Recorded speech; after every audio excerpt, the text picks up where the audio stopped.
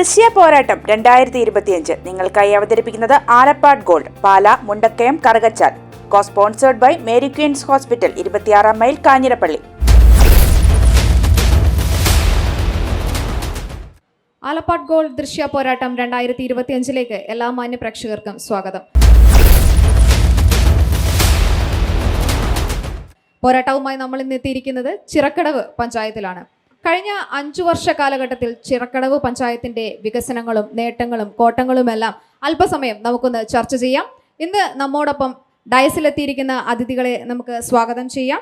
President CR Sreekumar, സ്വാഗതം. പ്രതിപക്ഷ നേതാവ് ഗോപി പാറാന്തോട്ട്, സ്വാഗതം. LDF പ്രതിനിധി ഗൗതം ബാലചന്ദ്രൻ, സ്വാഗതം. BJP പ്രതിനിധി അഡ്വക്കേറ്റ് വൈശാഖ് S നായർ, സ്വാഗതം. UDF പ്രതിനിധി വസന്ത് തെങ്ങുംപള്ളി, സ്വാഗതം. ഇന്നിവിടെ എത്തിച്ചേർന്നിരിക്കുന്ന എല്ലാ മാന്യപേക്ഷകർക്കും സ്വാഗതം. ആദ്യം പ്രസിഡന്റിലേക്ക് കടക്കാം. പ്രസിഡന്റ്, ഈ ഒരു 5 വർഷ കാലഘട്ടത്തിൽ ചിറക്കടവ് പഞ്ചായത്തിൽ എന്തൊക്കെ വികസനങ്ങൾ കൊണ്ടുവരാൻ സാധിച്ചു? കഴിഞ്ഞ 5 വർഷ കാലഘട്ടത്തിലെ ചിറക്കടവ് ഗ്രാമപഞ്ചായത്തിൻ്റെ ഭരണസമിതിയുടെ കാലാവധി അവസാനിക്കുന്ന ഈ വർഷം ഗ്രാമപഞ്ചായത്തിൻ്റെ ഭരണസമിതി അംഗങ്ങൾ 20 പേരും നിറഞ്ഞ സന്തോഷത്തോടു കൂടിയാണ് ഞങ്ങൾ ഈ കാലാവധി പൂർത്തീകരിക്കുന്നത്. ഈ പഞ്ചായത്ത് ഭരണസമിതിയുടെ ഏറ്റവും വലിയ നേട്ടമായി ഞങ്ങൾ ഗണിക്കുന്നത് കഴിഞ്ഞ 5 വർഷ കാലഘട്ടം ചിറക്കടവ് ഗ്രാമപഞ്ചായത്തിൽ ഒരു പ്രക്ഷോഭ സമര പരിപാടികൾക്കും സാഹചര്യം ഒരുങ്ങിയിട്ടില്ല എന്നുള്ളതാണ്. തികച്ചും സമാധാനപരമായി, സന്തോഷപരമായി, അനാവശ്യമായ പ്രക്ഷോഭങ്ങൾ ഒഴിവാക്കി പുരോഗതിയിലേക്ക് കഴിഞ്ഞ 5 വർഷ കാലഘട്ടം ഗ്രാമപഞ്ചായത്തിനെ നയിക്കാൻ വേണ്ടി കഴിഞ്ഞു എന്നുള്ളതാണ് ഏറ്റവും വലിയ നേട്ടമായി ഞങ്ങൾ ഗണിക്കുന്നത്. 19 വാർഡ് മെമ്പർമാരെയും ഒരു ചരടിലെ മുത്തുമണിമളെ പോലെ കോർത്തു നിർത്തി ഐക്യത്തോടുകൂടി സമഗ്രമായ വികസന പരിപാടികൾ സംഘടിപ്പിക്കാൻ കഴിഞ്ഞത് ഏറ്റവും വലിയ നേട്ടമായി ഞങ്ങൾ കരുതുന്നു. മറ്റൊരു പ്രാധാന്യം ഞങ്ങൾക്ക് സൂചിപ്പിക്കാൻ വേണ്ടിയുള്ളത്, കഴിഞ്ഞ 5 വർഷ കാലഘട്ടം ഒരുപക്ഷെ കേരളത്തിൽ മറ്റൊരു ഗ്രാമപഞ്ചായത്തിനും അവകാശപ്പെടാൻ കഴിയാത്ത രീതിയിലുള്ള കാലഘട്ടത്തിൻ്റെ അനിവാര്യതകളെ കണ്ടറിഞ്ഞുള്ള നൂതനമായ നിരവധി പദ്ധതികൾ കൊണ്ട് ഗ്രാമപഞ്ചായത്തിനെ സമ്പന്നമാക്കി മാറ്റാൻ കഴിഞ്ഞു എന്നുള്ളതാണ് ഞങ്ങളുടെ ഏറ്റവും വലിയ നേട്ടമായി ഞങ്ങൾ കാണുന്ന മറ്റൊരു പ്രധാനപ്പെട്ട കാര്യം. നമുക്കെല്ലാവർക്കും അറിയാം, ഇന്ത്യ മഹാരാജ്യത്ത് ആദ്യമായി ഒരു ഗ്രാമപഞ്ചായത്ത് എന്ന രീതിയിൽ സമ്പൂർണ്ണ ഭരണഘടനാ സാക്ഷരത നേടിയ പഞ്ചായത്തായി കഴിഞ്ഞ ജനുവരി മാസം 26-ാം തീയതി റിപ്പബ്ലിക് ഡേയിൽ നമ്മുടെ ഗ്രാമപഞ്ചായത്തിനെ പ്രഖ്യാപിക്കാൻ കഴിഞ്ഞത് ഏറ്റവും വലിയ നേട്ടങ്ങളിലൊന്നായി ഞങ്ങൾ കാണുന്നു. ഇന്ത്യ മഹാരാജ്യത്തിൻ്റെ ലക്ഷദ്വീപ് മുതൽ കേരളം വരെയുള്ള എല്ലാ സംസ്ഥാന മേഖലകളിൽ നിന്നും, എല്ലാ ഭരണപ്രദേശങ്ങളിൽ നിന്നും വ്യത്യസ്തമായ പൈതൃക കലാരൂപങ്ങളെ കോർത്തിണക്കിക്കൊണ്ട് പൊൻകുന്നത്തിൻ്റെ ചെർക്കടവിൻ്റെ ഉത്സവ ലഹരിയിലേക്ക് ഗ്രാമപഞ്ചായത്തിനെ നയിച്ച ദൃശ്യം പോലുള്ള സാംസ്കാരിക പരിപാടികൾ കേരളത്തിൽ മറ്റൊരു ഗ്രാമപഞ്ചായത്തിനും അവകാശപ്പെടാൻ പറ്റാത്ത രീതിയിലുള്ള സാംസ്കാരിക മേഖലയിലെ വലിയ നേട്ടമായി നമുക്ക് കാണാൻ വേണ്ടി കഴിയും. നിരവധി നൂതന പദ്ധതികൾ നമുക്കറിയാം. നമ്മുടെ ഗ്രാമപഞ്ചായത്താണ് ജീവിതമാണ് ലഹരി എന്നൊരു പദ്ധതിയിലൂടെ നമ്മുടെ യുവതലമുറയിൽപ്പെട്ട, നമ്മുടെ വിദ്യാർത്ഥി സമൂഹത്തിൽപ്പെട്ട ആളുകളെ പുതിയ നഗരവൽകൃത സാമൂഹ്യ സാഹചര്യം ചെലുത്തുന്ന വലിയ സ്വാധീനത്തിൽ നിന്നും അവരെ രക്ഷപ്പെടുത്തി അവരുടെ ഉള്ളിൽ ഉറങ്ങിക്കിടക്കുന്ന കഴിവുകളെ കണ്ടെത്തി സൈക്കോളജിക്കൽ പരിശോധനയിലൂടെ, മനഃശാസ്ത്രപരമായ പരിശോധനയിലൂടെ അതിൻ്റെ റിപ്പോർട്ട് തയ്യാറാക്കി 7 ഹൈസ്കൂളുകളിലെ അധ്യാപകർക്കും അവരുടെ രക്ഷകർത്താക്കൾക്കും സമ്മാനിച്ച് ബഹുമാനായിട്ടുള്ള റോഷി അഗസ്റ്റിൻ കഴിഞ്ഞ ദിവസം റിപ്പോർട്ട് പ്രകാശനം ചെയ്ത ജീവിതമാണ് ലഹരി എന്ന പദ്ധതി ആവിഷ്കരിച്ച് നടപ്പിലാക്കാൻ വേണ്ടി കഴിഞ്ഞത്. നമ്മുടെ ഗ്രാമപഞ്ചായത്താണ് പ്രതിവർഷം 50 കുട്ടികളെ വീതം കൂട്ടിക്കൊണ്ടുള്ള കായിക പരിശീലനം ദ്രോണാചാര്യ തോമസ് മാഷിൻ്റെ അനുഗ്രഹാശിസോടുകൂടി ഇപ്പോൾ 200 കുട്ടികൾക്ക് ചെർക്കടവ് ഗ്രാമപഞ്ചായത്തിൽ കായിക പരിശീലനം കൊടുക്കുന്നു. അത് തുടർന്ന് +2 വരെ എത്തുമ്പോൾ ഒരു വർഷം 400 കുട്ടികൾക്ക് കായിക പരിശീലനം കൊടുക്കുന്ന ഒരു മാതൃകാ പദ്ധതി കേരളത്തിന് മുമ്പിൽ അവതരിപ്പിച്ച് വിജയിപ്പിക്കാൻ കഴിഞ്ഞ പഞ്ചായത്ത് ഈ ഗ്രാമപഞ്ചായത്ത് മാത്രമാണ്. പ്രിയപ്പെട്ടവരെ, ഈ ഗ്രാമപഞ്ചായത്തിലാണ് LP സ്കൂളിലെ കുട്ടികൾക്ക് പ്രഭാത ഭക്ഷണം കൊടുക്കുന്ന പാതൽ കാതൽ പരിപാടി, പോഷകാഹാര പ്രഭാത ഭക്ഷണമായി കൊടുക്കുന്ന പരിപാടി ആവിഷ്കരിച്ച് നടപ്പിലാക്കാൻ വേണ്ടി കഴിഞ്ഞിട്ടുള്ളത്. ഈ ഗ്രാമപഞ്ചായത്തിലാണ് 30ഓളം പെൺകുട്ടികൾക്ക് കരാട്ടെ പരിശീലനം കൊടുത്ത് അവർക്ക് ബ്ലാക്ക് ബെൽറ്റ് നേടിക്കൊടുക്കുന്ന പദ്ധതി ആവിഷ്കരിച്ച് നടപ്പിലാക്കാൻ വേണ്ടി കഴിഞ്ഞത്. ഈ ഗ്രാമപഞ്ചായത്തിലാണ് 36 വനിതകളെ ഡ്രൈവിംഗ് പരിശീലനം നടത്തി അവർക്ക് ഡ്രൈവിംഗ് ലൈസൻസ് എടുത്തു കൊടുത്ത് അവരിൽ പലരും ഓട്ടോറിക്ഷ ഉപജീവന മാർഗമായി ഇപ്പോൾ തിരഞ്ഞെടുത്തിട്ടുണ്ട്. ഹെവി ലൈസൻസ് കൈപ്പറ്റിയിട്ടുള്ള ആളുകളാണ്.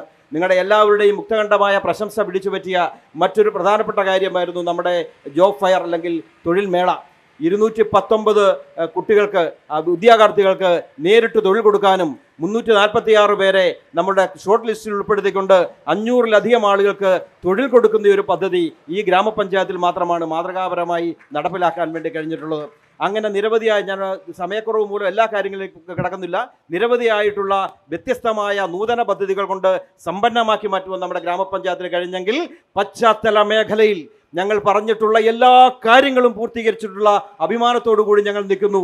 Marketing complex, agricultural marketing complex, അത് കഴിഞ്ഞ പഞ്ചായത്ത് ഭരണസമിതിയുടെ കാലഘട്ടത്തിൽ നിർമ്മാണ ഉദ്ഘാടനം നടത്തി 1,75,00,000 രൂപയുടെ പ്രവർത്തനം പൂർത്തീകരിച്ച് 1ാം ഘട്ട ഉദ്ഘാടനം കഴിഞ്ഞെങ്കിൽ ഈ ഭരണസമിതി 4,75,00,000 രൂപ മുടക്കി അതിൻ്റെ നിർമ്മാണത്തിൻ്റെ പൂർത്തീകരണം നടത്തി, അതിൻ്റെ ഉദ്ഘാടനം നടത്തി. ഇപ്പോൾ അത് PW റേറ്റ് അസസ് ചെയ്ത് റെൻ്റ് ഔട്ട് ചെയ്യുന്ന രീതിയിലേക്ക് പോകുന്നു. നമ്മുടെ പൊൻകുന്നം ബസ് സ്റ്റാൻഡിൽ എടുത്ത് പരിശോധിച്ചാൽ ഇപ്പോൾ സെൻറ് ആൻഡ്രീസ് ഇരിക്കുന്ന കെട്ടിടമടക്കം 35 ലക്ഷം രൂപ മുടക്കി നവീകരിക്കാൻ വേണ്ടി നമുക്ക് കഴിഞ്ഞു. നമ്മുടെ അവിടെ ഉണ്ടായിരുന്ന കംഫോർട്ട് സ്റ്റേഷൻ അത് നമുക്ക് വഴിയോര വിശ്രമ കേന്ദ്രമായി ഉയർത്തി നൂതനമാക്കുവാൻ കഴിഞ്ഞു. അതിന് വേണ്ടി വന്ന എല്ലാ അറ്റകുറ്റപ്പണികളും ചേർത്ത് ഇപ്പോൾ മനോഹരമായി പ്രവർത്തിക്കുന്നു. നമ്മളിപ്പോൾ ചർച്ച നടത്തിക്കൊണ്ടിരിക്കുന്ന ചരിത്ര പ്രാധാന്യമുള്ള ഈ രാജേന്ദ്ര മൈതാനത്ത് അതിമനോഹരമായ രീതിയിൽ ഒരു സ്റ്റേജ് പണിത് ചരിത്ര പ്രാധാന്യമുള്ള കിണറിനെ സംരക്ഷിച്ചുകൊണ്ട് ഈ നാട്ടിലെ രാഷ്ട്രീയ പാർട്ടികൾ ഉൾപ്പെടെയുള്ള എല്ലാ സംഘടനാ സംവിധാനങ്ങൾക്കും അവരുടെ യോഗങ്ങളും പരിപാടികളും നടത്തുവാൻ വേണ്ടി ഈ ചരിത്ര പ്രാധാന്യമുള്ള മൈതാനത്തിനെ മാറ്റിയെടുക്കാൻ വേണ്ടി കഴിഞ്ഞു. പഞ്ചായത്ത് ആഫീസിൽ നമ്മൾ നടത്തിയിട്ടുള്ള നിരവധിയായിട്ടുള്ള വികസന പ്രവർത്തനങ്ങൾ, ലിഫ്റ്റ് സ്ഥാപിച്ചതടക്കം അതിൻ്റെ ഏറ്റവും വലിയൊരു കുറവായിരുന്ന പാർക്കിംഗ് ഏരിയ നമ്മളിപ്പോൾ അവിടെ സംഘടിപ്പിച്ചു കഴിഞ്ഞു.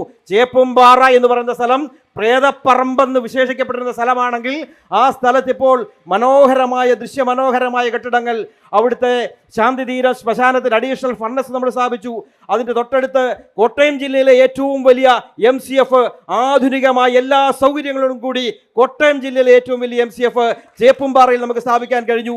മിച്ചം കിടന്ന ഭൂമിയിൽ അതിമനോഹരമായ കളിക്കളം നിർമ്മിക്കാൻ വേണ്ടി കഴിഞ്ഞു.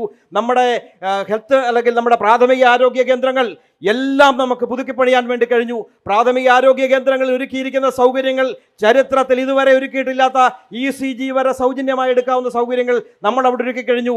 നോക്കൂ, ചെക്കടവ് ഗ്രാമപഞ്ചായത്തിൻ്റെ പാലിയേറ്റീവ് ടീം കേരളത്തിനാകെ മാതൃകയായ രീതിയിൽ ഡോക്ടർമാർ കിടപ്പ് രോഗികളെ വീട്ടിൽ ചെന്ന് പരിശോധിക്കുന്ന സംവിധാനം ഈ ചെറുക്കടവ് പഞ്ചായത്തിലല്ലാതെ വേറെ എവിടെ കാണിക്കാൻ വേണ്ടി കഴിയും? 380ഓളം കിടപ്പ് രോഗികളെ എല്ലാ മാസവും കൃത്യമായി 2 നേഴ്സുമാർ, ആംബുലൻസ് അടക്കമുള്ള സംവിധാനത്തോടു കൂടി പോയി പരിചരിക്കുന്ന പാലിയേറ്റീവ് സംവിധാനം നമുക്ക് മാത്രം അവകാശപ്പെട്ടത്. നമ്മുടെ എല്ലാ പടനിലം ഹെൽത്ത് സെൻ്റർ അടക്കം ഇപ്പോൾ 86 ലക്ഷം രൂപ ബഹുമാനായ MLAയുടെ ഫണ്ട് ഉപയോഗിച്ചുകൊണ്ട് നിർമ്മാണത്തിന് തറക്കല്ലിട്ട് നിർമ്മാണം തുടങ്ങാൻ വേണ്ടി പോകുന്നു. തെക്കേത്ത് കവലയിൽ സ്ഥാപിച്ചിട്ടുള്ള ടേക്ക് എ ബ്രേക്ക് അന്തസ്സോടുകൂടി ഞങ്ങൾക്ക് പറയാൻ വേണ്ടി കഴിയും. കേരളത്തിലെ ഏറ്റവും ബൃഹത്തായ ടേക്ക് എ ബ്രേക്ക്, എല്ലാ സൗകര്യങ്ങളോടും കൂടി. അതൊരു ടേക്ക് എ ബ്രേക്ക് മാത്രമല്ല, അതിൻ്റെ മുകളിൽ 300 പേർക്കിരുന്ന് യോഗം കൂടാൻ പറ്റുന്ന മനോഹരമായ ഹാളടക്കം, ചുറ്റോട് ചുറ്റും ഹാപ്പിനെസ് പാർക്ക്, വൈകുന്നേരങ്ങളിൽ ജനങ്ങൾക്ക് കുട്ടികളുമായി വന്നിരുന്ന് ഉല്ലസിക്കാൻ പറ്റുന്ന ഹാപ്പിനെസ് പാർക്ക് അടക്കം, കോഫി ബാർ അടക്കം അവിടെ തുടങ്ങാൻ പോകുന്നു. ശബരിമല സീസണിൽ അയ്യപ്പന്മാർക്ക് അത്യാവശ്യം വിരിവെക്കാനുള്ള സൗകര്യമടക്കം ഗ്രാമപഞ്ചായത്ത് ഇപ്പോൾ സംഘടിപ്പിച്ചു കഴിഞ്ഞിരിക്കുകയാണ്. ഓക്കെ, അങ്ങയിലേക്ക് തിരിച്ചു വരാം. അടുത്തത് പ്രതിപക്ഷത്തിലേക്ക് കിടക്കുകയാണ്. ഇപ്പോൾ പ്രസിഡന്റ് പറഞ്ഞു സമഗ്ര മേഖലയിലും നല്ല രീതിയിലുള്ള വികസനം ചിറക്കടവ് പഞ്ചായത്തിൽ എത്തിക്കാൻ ഈ ഒരു 5 വർഷം കൊണ്ട് സാധിച്ചു എന്ന് പറഞ്ഞു. പ്രതിപക്ഷം എന്ന നിലയിൽ അങ്ങ് എങ്ങനെയാണ് ഈ ഒരു 5 വർഷ കാലഘട്ടത്തെ നോക്കിക്കാണുന്നത്? ബഹുമാന്യനായ പ്രസിഡന്റ്, ഇവിടെ ഒട്ടേറെ അവകാശവാദങ്ങളും കാര്യങ്ങളും ഇവിടെ അവതരിപ്പിക്കുകയുണ്ടായി. ചിറക്കടവ് ഗ്രാമപഞ്ചായത്തിന് ലഭ്യമാകുന്ന കേന്ദ്ര ധനകാര്യ കമ്മീഷൻ്റെ ഫണ്ടുകളും സംസ്ഥാന ഗവൺമെൻറ്റിൻ്റെ ഫണ്ടുകളും പഞ്ചായത്തിൻ്റെ തനത് ഫണ്ടുകളും മറ്റ് രീതിയിലെത്തുന്ന ഫണ്ടുകളുമൊക്കെ വിനിയോഗിച്ച് ഈ വികസനം എത്തിയാൽ പോരാ. അദ്ദേഹം ഇവിടെ പറയുകയുണ്ടായി, ഗ്രാമീണ മേഖല ഉൾപ്പെടെയുള്ള പ്രദേശങ്ങളിൽ വലിയ മാറ്റം ഉണ്ടാക്കിയിട്ടുണ്ടെന്ന് അവകാശപ്പെടുകയുണ്ടായി. നമ്മുടെ ഗ്രാമീണ മേഖലയിലേക്ക് നമ്മൾ നോക്കുമ്പോൾ ചാനലുകാരായ നിങ്ങളുൾപ്പെടെ ഒന്നുകൂടെ പരിശോധിക്കുന്നത് നന്നായിരിക്കും. തകർന്നടിഞ്ഞ ഗ്രാമീണ റോഡുകൾ, കുടിവെള്ളമില്ലാതെ ബുദ്ധിമുട്ടുന്ന ആളുകൾ, ഇന്നും ലൈഫ് ഭവന പദ്ധതിയിൽ അപേക്ഷ കൊടുത്ത് കാത്തിരിക്കുന്ന ആളുകൾ തുടങ്ങിയ ഒട്ടേറെ ആളുകൾ നമ്മുടെ നാട്ടിലുണ്ട്. ഒട്ടേറെ പ്രശ്നങ്ങൾക്ക് പരിഹാരം കാണേണ്ടതായിട്ടുമുണ്ടായിരുന്നു. ആ കാര്യങ്ങളിലേക്കൊന്നും പൂർണ്ണമായിട്ടോ ഭാഗികമായിട്ടോ പോലും എത്തുന്നതിന് ഈ ഭരണസമിതിക്ക് കഴിഞ്ഞിട്ടില്ല എന്നാണ് എനിക്ക് സൂചിപ്പിക്കാനുള്ളത്. ബഹുമാന്യനായ പ്രസിഡന്റ് സൂചിപ്പിക്കുകയുണ്ടായി, ഒരു പ്രശ്നവും പോലും ഇല്ലായിരുന്നു എന്നുള്ളത്. തീർച്ചയായിട്ടും അദ്ദേഹം പറയുന്നത് ശരിയാണ്. പല മേഖലയിലും ആവശ്യമില്ലാതെയും അനാവശ്യവുമായിട്ടും ഒക്കെ സമരം നടത്തുന്ന ഒരു സംവിധാനമുള്ള നാടാണ് നമ്മുടെ കേരളം. അതിൽ നിന്നും വ്യത്യസ്തമായിട്ട് ഞങ്ങളൊക്കെ അധികാരത്തിലെത്തുന്ന സമയത്ത് കോവിഡ് ബാധിച്ച ആളുകൾ വിറങ്ങലിച്ച് ഭയപ്പെട്ട് നിൽക്കുന്ന ഒരു കാലഘട്ടത്തിലായിരുന്നു ഞങ്ങളൊക്കെ അധികാരത്തിലെത്തിയത്. ഭരണസമിതിയായിട്ട് ഒത്തുചേർന്നുകൊണ്ട് 20 മെമ്പർമാരും ആ കാര്യങ്ങളിൽ പൂർണ്ണമായ സഹകരണമാണ് കൊടുത്തത്. മറ്റ് പല മേഖലകളിലുള്ള പോരായ്മകളുണ്ടെങ്കിൽ പോലും അവയൊക്കെ ബന്ധപ്പെട്ട മേഖലകളിൽ ചൂണ്ടിക്കാണിച്ചുകൊണ്ട് ഞാൻ പറയുന്നത് അതിനെ അർത്ഥത്തിൽ ഗ്രഹിക്കുക. ഞങ്ങൾ സമരം നടത്താഞ്ഞത് ഞങ്ങളുടെ കഴിവുകേടോ കാരണങ്ങളില്ലായിട്ടോ അല്ല. ഒരു കാരണം പോലും കണ്ടെത്താതെ സമരം നടത്തുന്ന നാടാണ് നമ്മുടേത്. പക്ഷേ ആ സാഹചര്യം, കോവിഡ് സാഹചര്യത്തിൽ ആളുകൾ ആശങ്കയിൽ കഴിഞ്ഞിരുന്ന കാലഘട്ടത്തിൽ അവർക്ക് സഹായഹസ്തമായി പ്രവർത്തിക്കുവാനാണ് ഞങ്ങൾ തീരുമാനമെടുത്ത്. തീർച്ചയായിട്ടും ഞങ്ങൾക്കതിന് കഴിഞ്ഞിട്ടുണ്ട് എന്നുള്ള കാര്യമാണ് പറയുവാനുള്ളത്. പിന്നെ അദ്ദേഹം ഇവിടെ സൂചിപ്പിച്ചു ഭരണഘടനാ സാക്ഷരത, സമ്പൂർണ്ണ സാക്ഷരത നേടിയ പഞ്ചായത്താണ് എന്ന്. അദ്ദേഹത്തിൻ്റെ അവകാശവാദത്തിന് ഞാൻ ഖണ്ഡിക്കുകയാണ്. ഈ കാര്യത്തിൽ അർത്ഥവത്തായ ഒരു ഇടപെടൽ ഉണ്ടായിട്ടുണ്ടോ? നമ്മൾ ചെലവഴിച്ച ലക്ഷക്കണക്കിന് രൂപ യഥാർത്ഥത്തിൽ അതിൻ്റെ ഗുണഭോക്താക്കളെ അറിയിക്കുന്നതിൽ, അല്ലെങ്കിൽ എത്ര ആളുകൾ 30,000 പേരോളം അതിൽ സഹകരിച്ചു എന്ന് പല ഘട്ടങ്ങളിലും അവകാശപ്പെടുന്നുണ്ടെങ്കിൽ പോലും വളരെ ചുരുങ്ങിയ ആളുകൾക്ക് മാത്രമാണ് ആ യജ്ഞവുമായിട്ട് സഹകരിക്കുവാൻ കഴിഞ്ഞത്. അല്ലെങ്കിൽ നമുക്കതിന് നല്ല രീതിയിലുള്ള ഒരു ഇടപെടൽ ഉണ്ടായിട്ടില്ല എന്നാണ് പ്രതിപക്ഷം എന്നുള്ള നിലയ്ക്ക് എനിക്ക് പറയാനുള്ളത്. പിന്നെ ദൃശ്യത്തിലൂടെ ഒട്ടേറെ സാംസ്കാരിക പരിപാടികളിലൂടെ കൊണ്ടുവന്നു എന്നിവിടെ പറയുകയുണ്ടായി. അതിന് ഇന്നാട്ടിലെ ജനങ്ങൾ വലിയ രീതിയിൽ സംഭാവന കൊടുത്തിട്ടുണ്ട്. സംഭാവനകൾ എന്ന് പറയുമ്പോൾ ലക്ഷക്കണക്കിന് രൂപ ഇന്നാട്ടിലെ ബഹുജനങ്ങൾ കൊടുത്തിട്ടുണ്ട്. ആ രീതിയിൽ അർത്ഥത്തിൽ നാഷണൽ ഫോക്ലിയർ അക്കാഡമിയുടെ അവാർഡ് ഉൾപ്പെടെയുള്ള സാമ്പത്തിക സഹായം നേടിക്കൊണ്ടാണ്, മറ്റ് ഫണ്ടുകൾ സ്വീകരിച്ചുകൊണ്ടാണ് ആ ദൃശ്യം പരിപാടിയുടെ അവതരിപ്പിച്ചിട്ടുള്ളതെന്ന് അത് പഞ്ചായത്തിൻ്റെ മാത്രം നേട്ടമായിട്ട് പറയുവാൻ കഴിയുകയില്ല എന്നാണ് എനിക്ക് ഈ അവസരത്തിൽ സൂചിപ്പിക്കാനുള്ളത്. പിന്നെ നമ്മുടെ ഒരു വലിയ പദ്ധതി ഉണ്ടായിരുന്നു, വനിതകളെ ലൈൻമാൻമാരാക്കുന്ന ഒരു പദ്ധതി ഉണ്ടായിരുന്നു. സ്ട്രീറ്റ് ലൈറ്റുകൾ നന്നാക്കുന്നതിന് വേണ്ടി വനിതകൾക്ക് പരിശീലനം കൊടുത്തുകൊണ്ട് ചെറക്കടവ് ഗ്രാമപഞ്ചായത്തിൽ മുഴുവൻ വനിതകൾ തെരുവുവിളക്കുകൾ നന്നാക്കുന്ന സംവിധാനം ഉണ്ടാകുമെന്ന് തിരഞ്ഞെടുപ്പ് കഴിഞ്ഞ ആദ്യത്തെ യോഗങ്ങളിൽ മുതൽ പ്രസിഡന്റ് അവകാശപ്പെടുകയുണ്ടായി. അത്തരം കാര്യങ്ങളിൽ ആ കാര്യങ്ങൾ എന്തായി എന്ന് അറിയുവാനും അദ്ദേഹത്തിൻ്റെ മറുപടിയും പ്രതീക്ഷിക്കുകയാണ്. പിന്നെ നമ്മുടെ തൊഴിൽമേള പറഞ്ഞു. നമ്മുടെ ചെറക്കട പഞ്ചായത്തിൽ ആദ്യമോ കേരളത്തിലെ ഒറ്റപ്പെട്ട സംഭവമൊന്നുമല്ല ഒരു തൊഴിൽമേള. ഒട്ടേറെ കമ്പനികൾ നിരന്തരം നമ്മുടെ ചെറക്കടവെന്നല്ല, കോട്ടയം ജില്ലയിൽ നില എല്ലാ ഭാഗങ്ങളിലും കമ്പനികൾ അവർക്ക് ആവശ്യമുള്ള ഉദ്യോഗാർത്ഥികളെ തേടി മേളകൾ വെക്കാറുണ്ട്. പഞ്ചായത്ത് അതിന് വേണ്ടുന്ന സൗകര്യങ്ങൾ ഒരുക്കി കൊടുത്തതിനുള്ളതിനപ്പുറം ഈ ആളുകൾക്ക് തൊഴിൽ കിട്ടിയതിലോ ഈ മേള സംഘടിപ്പിച്ചതിലോ പഞ്ചായത്തിന് വലിയ റോളൊന്നുമില്ല എന്നുള്ള കാര്യം നാം മനസ്സിലാക്കേണ്ടതുണ്ട്. പിന്നെ MCFൻ്റെ കാര്യം അത് ഞാൻ പറയേണ്ട കാര്യമില്ല. നമ്മുടെ മാർക്കറ്റിംഗ് ഷോപ്പിംഗ് കോംപ്ലക്സിൻ്റെ ഉദ്ഘാടനത്തിന് ബഹുമാന്യനായ MP രാജേഷ് മന്ത്രി വന്നപ്പോൾ ഒരു കാര്യം സൂചിപ്പിക്കുകയുണ്ടായി പ്രസിഡന്റ്. കോട്ടയം ജില്ലയിലെ വലിയ MCF ആണ് ചേപ്പുംപാറയിലെന്ന് പറഞ്ഞു. നിർഭാഗ്യവശാൽ അദ്ദേഹം തന്നെ ആ വേദിയിൽ അത് തിരുത്തിയിട്ടാണ് പോയത്. കോട്ടയം ജില്ലയിലെ വലിയ MCF അല്ല ഇത് രണ്ടാമത്തെയോ മൂന്നാമത്തെയോ ഒക്കെ ആയിട്ടേ വരുള്ളൂ. ഇതിലും വലിയ പഞ്ചായത്ത് MCFകൾ അദ്ദേഹം ഈ കഴിഞ്ഞ ദിവസങ്ങളിൽ തന്നെ ഉദ്ഘാടനം ചെയ്തു എന്ന് പറയുകയുണ്ടായി. നമ്മളെല്ലാം കേട്ടവരാണ്, ആ വേദിയിൽ പങ്കെടുത്തവരാണ്. ഇതിലിരിക്കുന്ന MCFന്റെ പ്രവർത്തനം നല്ല രീതിയിൽ തന്നെ നടക്കുന്നുണ്ടോ? കുഴപ്പമില്ല, നല്ല രീതിയിൽ നടക്കുന്നുണ്ട്. അതിനകത്തൊന്നും MCFൻ്റെ കാര്യത്തിൽ പരിമിതികളൊക്കെ ഉണ്ടെങ്കിൽ പോലും സാമാന്യം നല്ല രീതിയിൽ കേന്ദ്ര ശുചിത്വ മിഷൻ്റെ ഫണ്ടുകൾ മറ്റ് ഫണ്ടുകളൊക്കെ ഉപയോഗിച്ചും നമ്മുടെ പഞ്ചായത്തിൻ്റെ ധനതുകൊണ്ടും ആ കാര്യത്തിൽ വിനിയോഗിച്ചിട്ടുണ്ട്. പിന്നെ നമ്മുടെ PHCകളുടെ കാര്യം ബഹുമാന്യനായ പ്രസിഡന്റ് ഇവിടെ സൂചിപ്പിക്കുകയുണ്ടായി. ഞങ്ങളുടെ ചെറുവള്ളി പ്രദേശത്ത് പ്രതിനിധാനം ചെയ്യുന്നൊരു ജനപ്രതിനിധിയാണ് ഞാൻ. ചെറുവള്ളി PHC സെൻറ്റർ ഞങ്ങൾ കയറിയ സമയത്ത് വിശാലമായിട്ട് അവിടെ ഉണ്ടായിരുന്ന മരങ്ങൾ വെട്ടിമാറ്റുകയും കെട്ടിടം ഇടിച്ചു നിരത്തുകയും ചെയ്തു. പിന്നീട് അതിൻ്റെ നടപടികൾ ഈ കഴിഞ്ഞ ദിവസങ്ങളിൽ 10-15 ദിവസങ്ങൾക്ക് മുമ്പ് ബഹുമാന്യനായ MLA വന്ന് ശിലാഫലകം പോലെ ഒരു സാധനം അവിടെ പ്രദർശിപ്പിക്കുകയുണ്ടായി. സ്ഥാപിച്ചില്ല, ഒരു തട്ടുപോലെ സാധനം ഇപ്പോഴവിടെ ചെന്നാൽ കാണാനില്ല. അവിടെ സ്ഥാപിച്ചുകൊണ്ട് ഉദ്ഘാടനം നിർവഹിച്ചു എന്നറിയാൻ കഴിഞ്ഞു. അതിൻ്റെ പ്രവർത്തനങ്ങൾ എത്തിയിട്ടില്ല. 4 വർഷത്തിലധികമായിട്ട് ആ നാട്ടിലെ ജനങ്ങൾ ചികിത്സാ സൗകര്യമില്ലാതെ, അവിടെ പ്രവർത്തിക്കുന്ന PHCക്ക് കെട്ടിടമില്ലാതെ വളരെയേറെ ബുദ്ധിമുട്ടിക്കൊണ്ടിരിക്കുന്ന ഒരു സമയമാണ്. ആ കാര്യത്തിൽ പഞ്ചായത്ത് കാര്യക്ഷമമായിട്ട് ഇടപെട്ടിട്ടില്ല എന്നുള്ളത് ഒരു വസ്തുതയാണ്. ഓക്കെ അടുത്ത അങ്ങയിലേക്ക് തിരിച്ചു വരാം. അടുത്തതായി LDF പ്രതിനിധിയിലേക്ക് കടക്കുകയാണ്. ഇപ്പോൾ പ്രസിഡന്റ് സമഗ്ര മേഖലയിലെ വികസനങ്ങൾ പറഞ്ഞു. അതോടൊപ്പം തന്നെ പ്രതിപക്ഷം ആ മേഖലയിലെ ചില തെറ്റുകളൊക്കെ ചൂണ്ടിക്കാണിച്ചിട്ടുണ്ട്, കുറവുകളൊക്കെ ചൂണ്ടിക്കാണിച്ചിട്ടുണ്ട്. അങ്ങ് എങ്ങനെയാണ് ഈ ഒരു 5 വർഷ കാലഘട്ടത്തിലെ ചിറക്കടവ് പഞ്ചായത്തിന്റെ വികസനത്തെ നോക്കിക്കാണുന്നത്? കഴിഞ്ഞ ഒരു 30 വർഷക്കാലമായി ഇടതുപക്ഷ ജനാധിപത്യ മുന്നണിയാണ് ചിറക്കടവ് ഗ്രാമപഞ്ചായത്ത് ഭരിച്ചുകൊണ്ടിരിക്കുന്നത്. ഏറ്റവും മികച്ച നിലയിൽ തന്നെ മറ്റ് ഗ്രാമപഞ്ചായത്തുകളുമായി തട്ടിച്ചു നോക്കുമ്പോൾ ഏറ്റവും നല്ല നിലയിൽ പഞ്ചായത്തിന് സ്വന്തമായി വരുമാനമുണ്ടാക്കാൻ കഴിയുന്ന തരത്തിലുള്ള പുതിയ നൂതനമായ പദ്ധതികളടക്കം കൊണ്ടുവന്നുകൊണ്ട് മികച്ച നിലയിലേക്ക് ഈ പഞ്ചായത്തിനെ കൊണ്ടുപോകാനായിട്ട് ഈ ഭരണസമിതികൾക്ക് കഴിഞ്ഞിട്ടുണ്ട് എന്നുള്ളതാണ് ഞങ്ങൾക്ക് മനസ്സിലാക്കാൻ കഴിഞ്ഞിട്ടുള്ള കാര്യം. ഇവിടെ ഇപ്പോൾ സൂചിപ്പിച്ചതുപോലെ തന്നെ പ്രസിഡന്റ് അടക്കം സൂചിപ്പിച്ചു, പ്രതിപക്ഷ നേതാവ് സാക്ഷ്യപ്പെടുത്തി. സ്വാഭാവികമായിട്ടൊരു പഞ്ചായത്ത് ഭരണസമിതിക്ക് പോരായ്മകൾ ഉണ്ടായിട്ടുണ്ടെങ്കിൽ തെരഞ്ഞെടുപ്പിന് തൊട്ടു മുമ്പുള്ള ഒരു വർഷക്കാലമെങ്കിലും നല്ല നിലയിലുള്ള സമരപരിപാടികൾ ഉണ്ടാകും. അല്ലെങ്കിൽ പ്രത്യേകമായ ഏതെങ്കിലും വിഷയമുണ്ടെങ്കിൽ ആ വിഷയത്തെ എടുത്തു പിടിച്ചുകൊണ്ട് മറ്റ് രാഷ്ട്രീയ പാർട്ടികൾ ആ രംഗത്ത് സമരവുമായി വരുന്ന സാഹചര്യം നമുക്ക് കാണാൻ കഴിയും. മുമ്പും ചിറക്കടവിൻ്റെ സ്ഥിതിഗതികളിൽ ഇതൊക്കെ കണ്ടിട്ടുള്ള കാര്യമാണ്.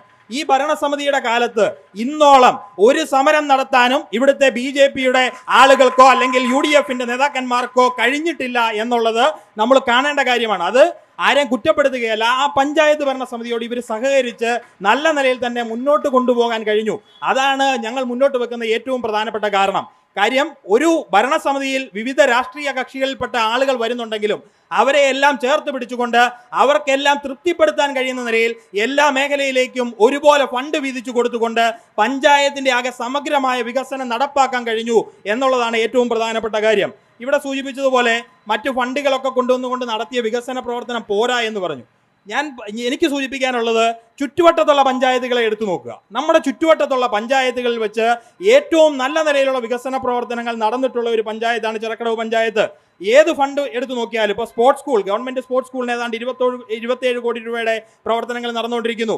ഗവൺമെന്റ് ആശുപത്രി ഏതാണ്ട് ഏറ്റവും മികച്ച നിലയിൽ നമുക്ക് അത്യാധുനിക സൗകര്യങ്ങളൊക്കെയുള്ള ഓപ്പറേഷനുകൾ വരെ ചെയ്യാൻ കഴിയുന്ന നിലയിലേക്ക് ഈ ആശുപത്രി സംവിധാനത്തെ മാറ്റാനായിട്ട് കഴിയുന്നുണ്ട്. അതുപോലെ പൊൻകുന്നം ഗവൺമെന്റ് ഹൈസ്കൂൾ ഏതാണ്ട് 1 കോടി രൂപയോളം വരുന്ന പ്രവർത്തനങ്ങൾ, അവിടെ ഗ്രൗണ്ടും മറ്റു കാര്യങ്ങളും എല്ലാം നടത്താനായിട്ട് കഴിഞ്ഞിട്ടുണ്ട്. അതുപോലെ തന്നെ പ്രധാനപ്പെട്ട റോഡുകൾക്കെല്ലാം 19 മൈൽ ചിറക്കടവ് അമ്പലം റോഡിന് 7 കോടി രൂപ MLA ഫണ്ടിൽ നിന്ന്, 8 കോടി രൂപ മൂലപ്പാവ് പൗവത്തുകോല വേട്ടോർ പുരയിടം റോഡിന് 8 കോടി രൂപ.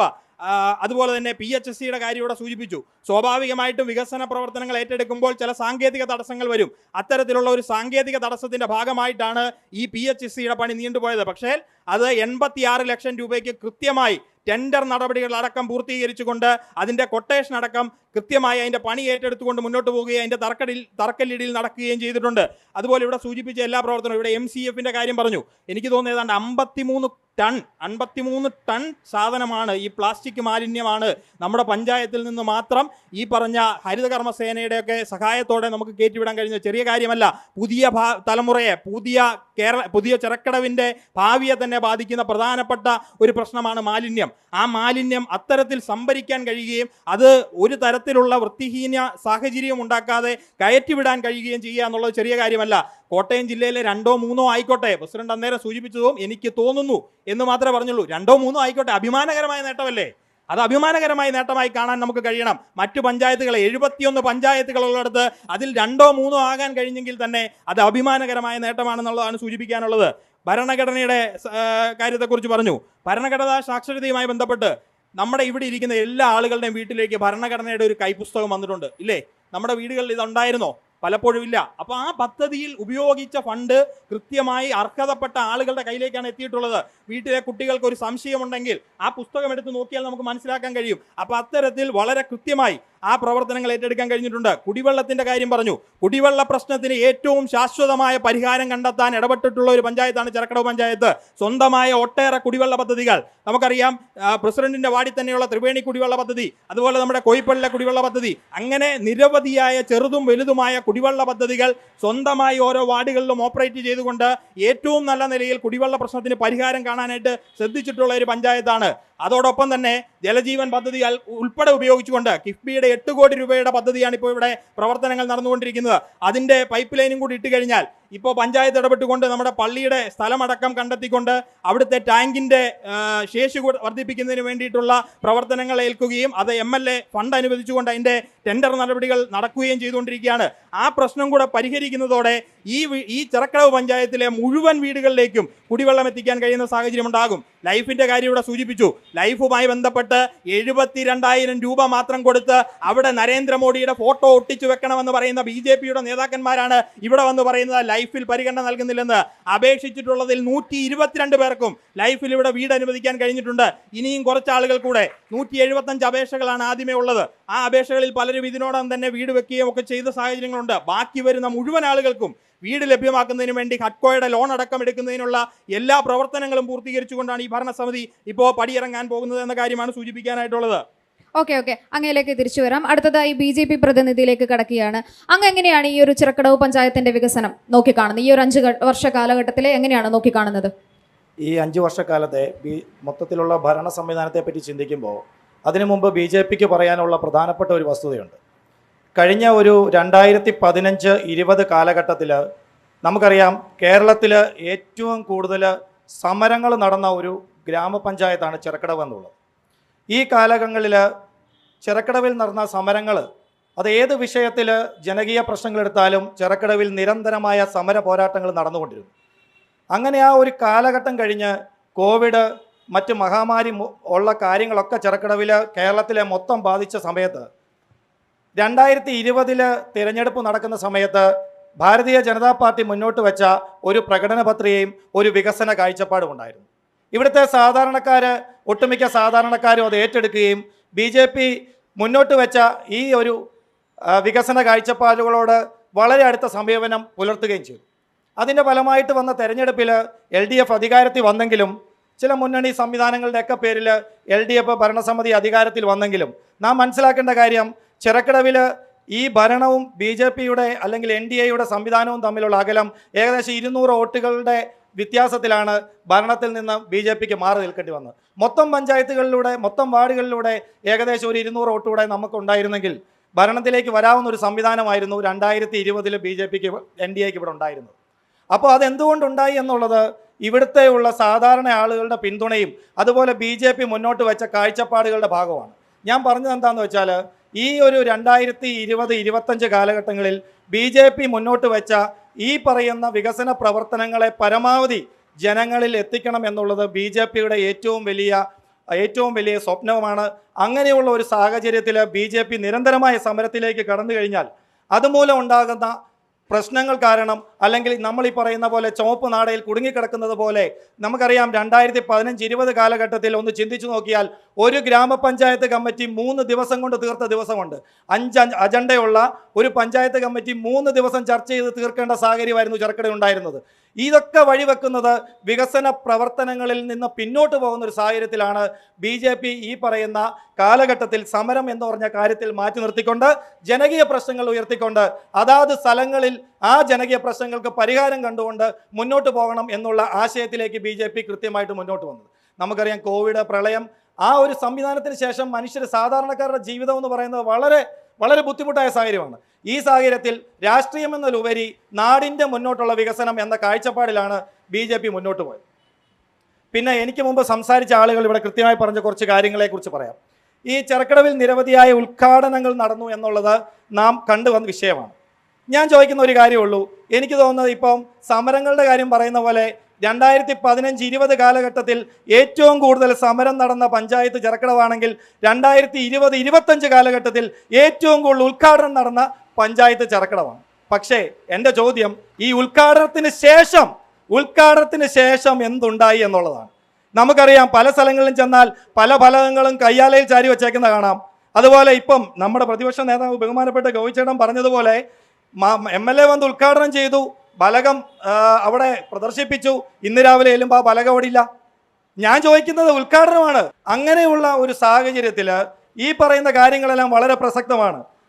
ബഹുമാനപ്പെട്ട പ്രസിഡന്റ് പറഞ്ഞ പോലെ നിരവധി വികസന കാര്യങ്ങൾ പറഞ്ഞു. നമ്മുടെ ടൗൺ ഹാള് ഈ പ്രകടന പത്രികയിൽ ഇത് മുന്നോട്ട് വെച്ചിരുന്ന വലിയൊരു കാര്യമാണ് ടൗൺ ഹാള് പുതുക്കി പണിത് വലിയൊരു സംവിധാനമാക്കി മാറ്റാവുന്നത്. ഇപ്പോഴും ആ ടൗൺ ഹാൾ നമ്മുടെ മുന്നിൽ അങ്ങനെ തന്നെയല്ലേ തകർന്നു കിടക്കുന്നത്, നമുക്കെല്ലാം കാണാവുന്ന കാഴ്ചയല്ലേ.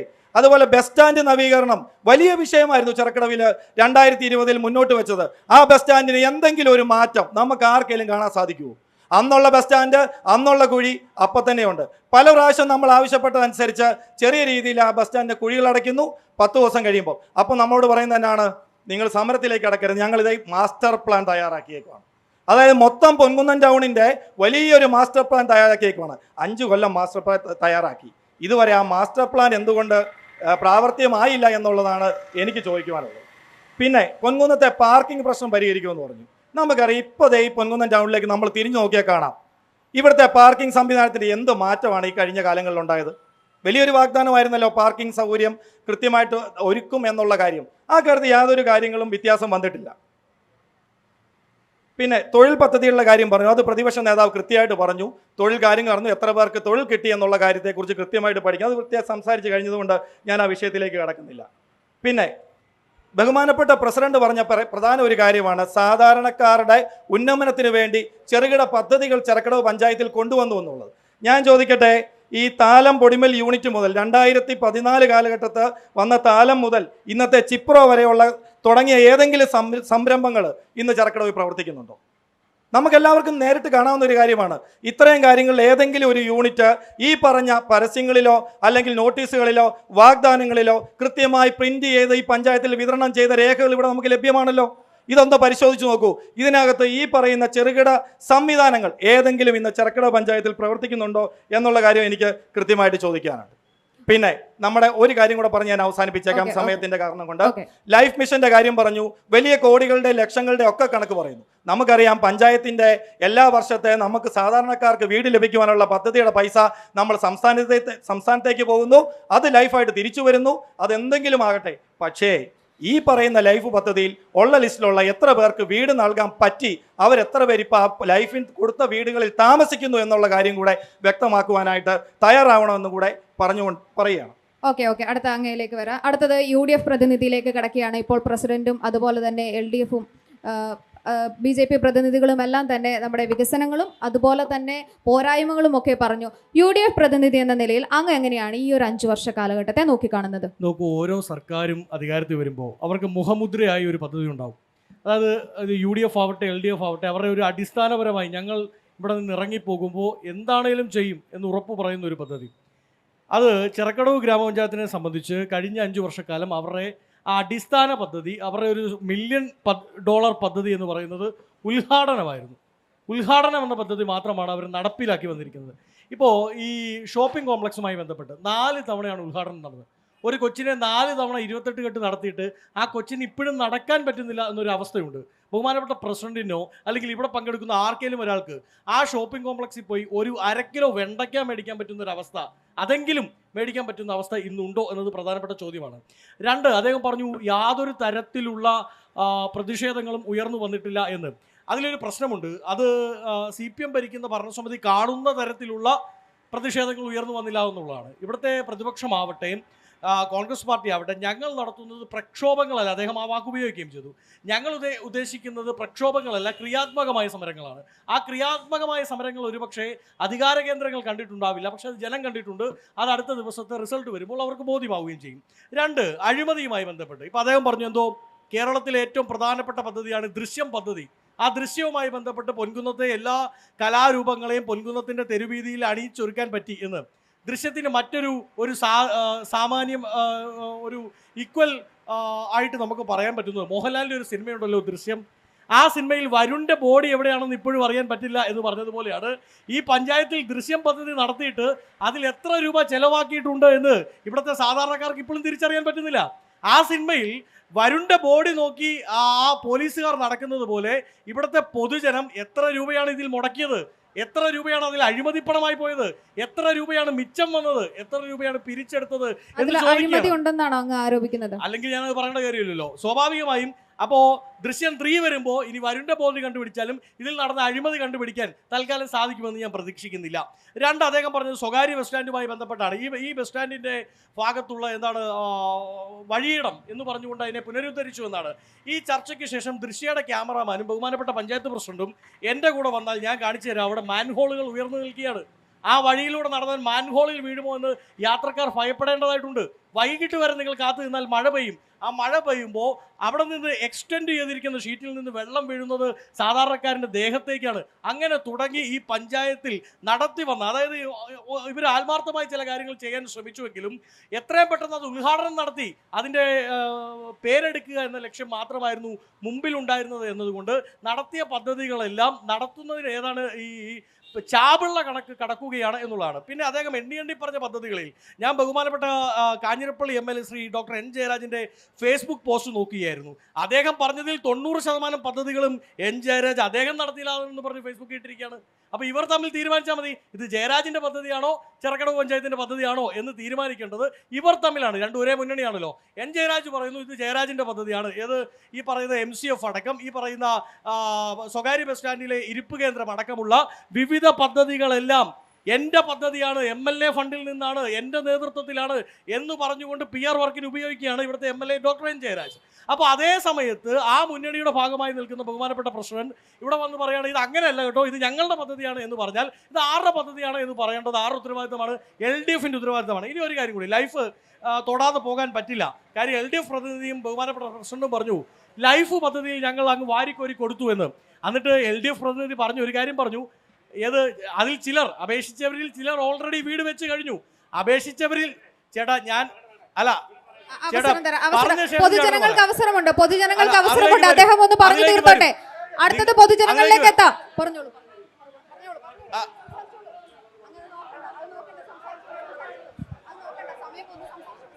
അപ്പൊ സ്വാഭാവികമായും ലൈഫ് പദ്ധതിയുമായി ബന്ധപ്പെട്ട് ലൈഫ് ഒരു നിമിഷം, പൊതുജനങ്ങൾക്ക് അവസരം തരാം. ഒന്ന് ദയവ് ചെയ്തൊന്നിരിക്കൂ, ദയവ് ചെയ്തിരിക്കൂ, ദയവ് ചെയ്തൊന്നിരിക്കൂ. നിങ്ങൾക്ക് അവസരം, നിങ്ങൾക്ക് ചോദ്യം ചോദിക്കാൻ അവസരം തരാം. എതിരഭിപ്രായമുണ്ടോ? ഈ പറഞ്ഞത് ഏതെങ്കിലും കാര്യത്തിൽ എതിരഭിപ്രായമുണ്ടോ? ദയവ് ചെയ്തൊന്നിരിക്കുക. പൊതുജനങ്ങൾക്ക് ചോദ്യങ്ങൾ ചോദിക്കാനുള്ള അവസരം ഉണ്ടായിരിക്കും. നിങ്ങളുടെ പ്രതിനിധികളോട് ചോദ്യം ചോദിക്കാനുള്ള അവസരം തരുന്നതാണ്. ഒരു മിനിറ്റ്, അദ്ദേഹത്തിന്റെ കാര്യത്തിന് കൂടെ അതിനും കൂടെ ഉത്തരം പറയണല്ലോ. ആ ശരി. അപ്പോ ലൈഫ് പദ്ധതിയുമായി ബന്ധപ്പെട്ട്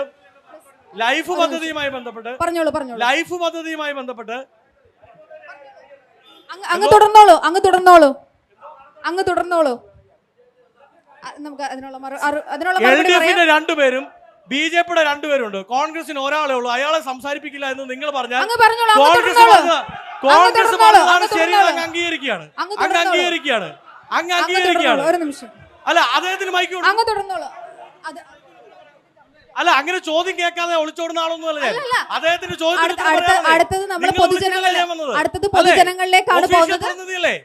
പൊതുജനങ്ങളിലേക്കാണ് അവരുടെ ചോദ്യങ്ങൾക്ക് നിങ്ങൾ മറുപടി പറയണം. അപ്പൊ ഇപ്പോൾ അങ്ങയുടെ സമയം ഇല്ല, പൊതുജനങ്ങളുടെ ചോദ്യങ്ങൾക്ക്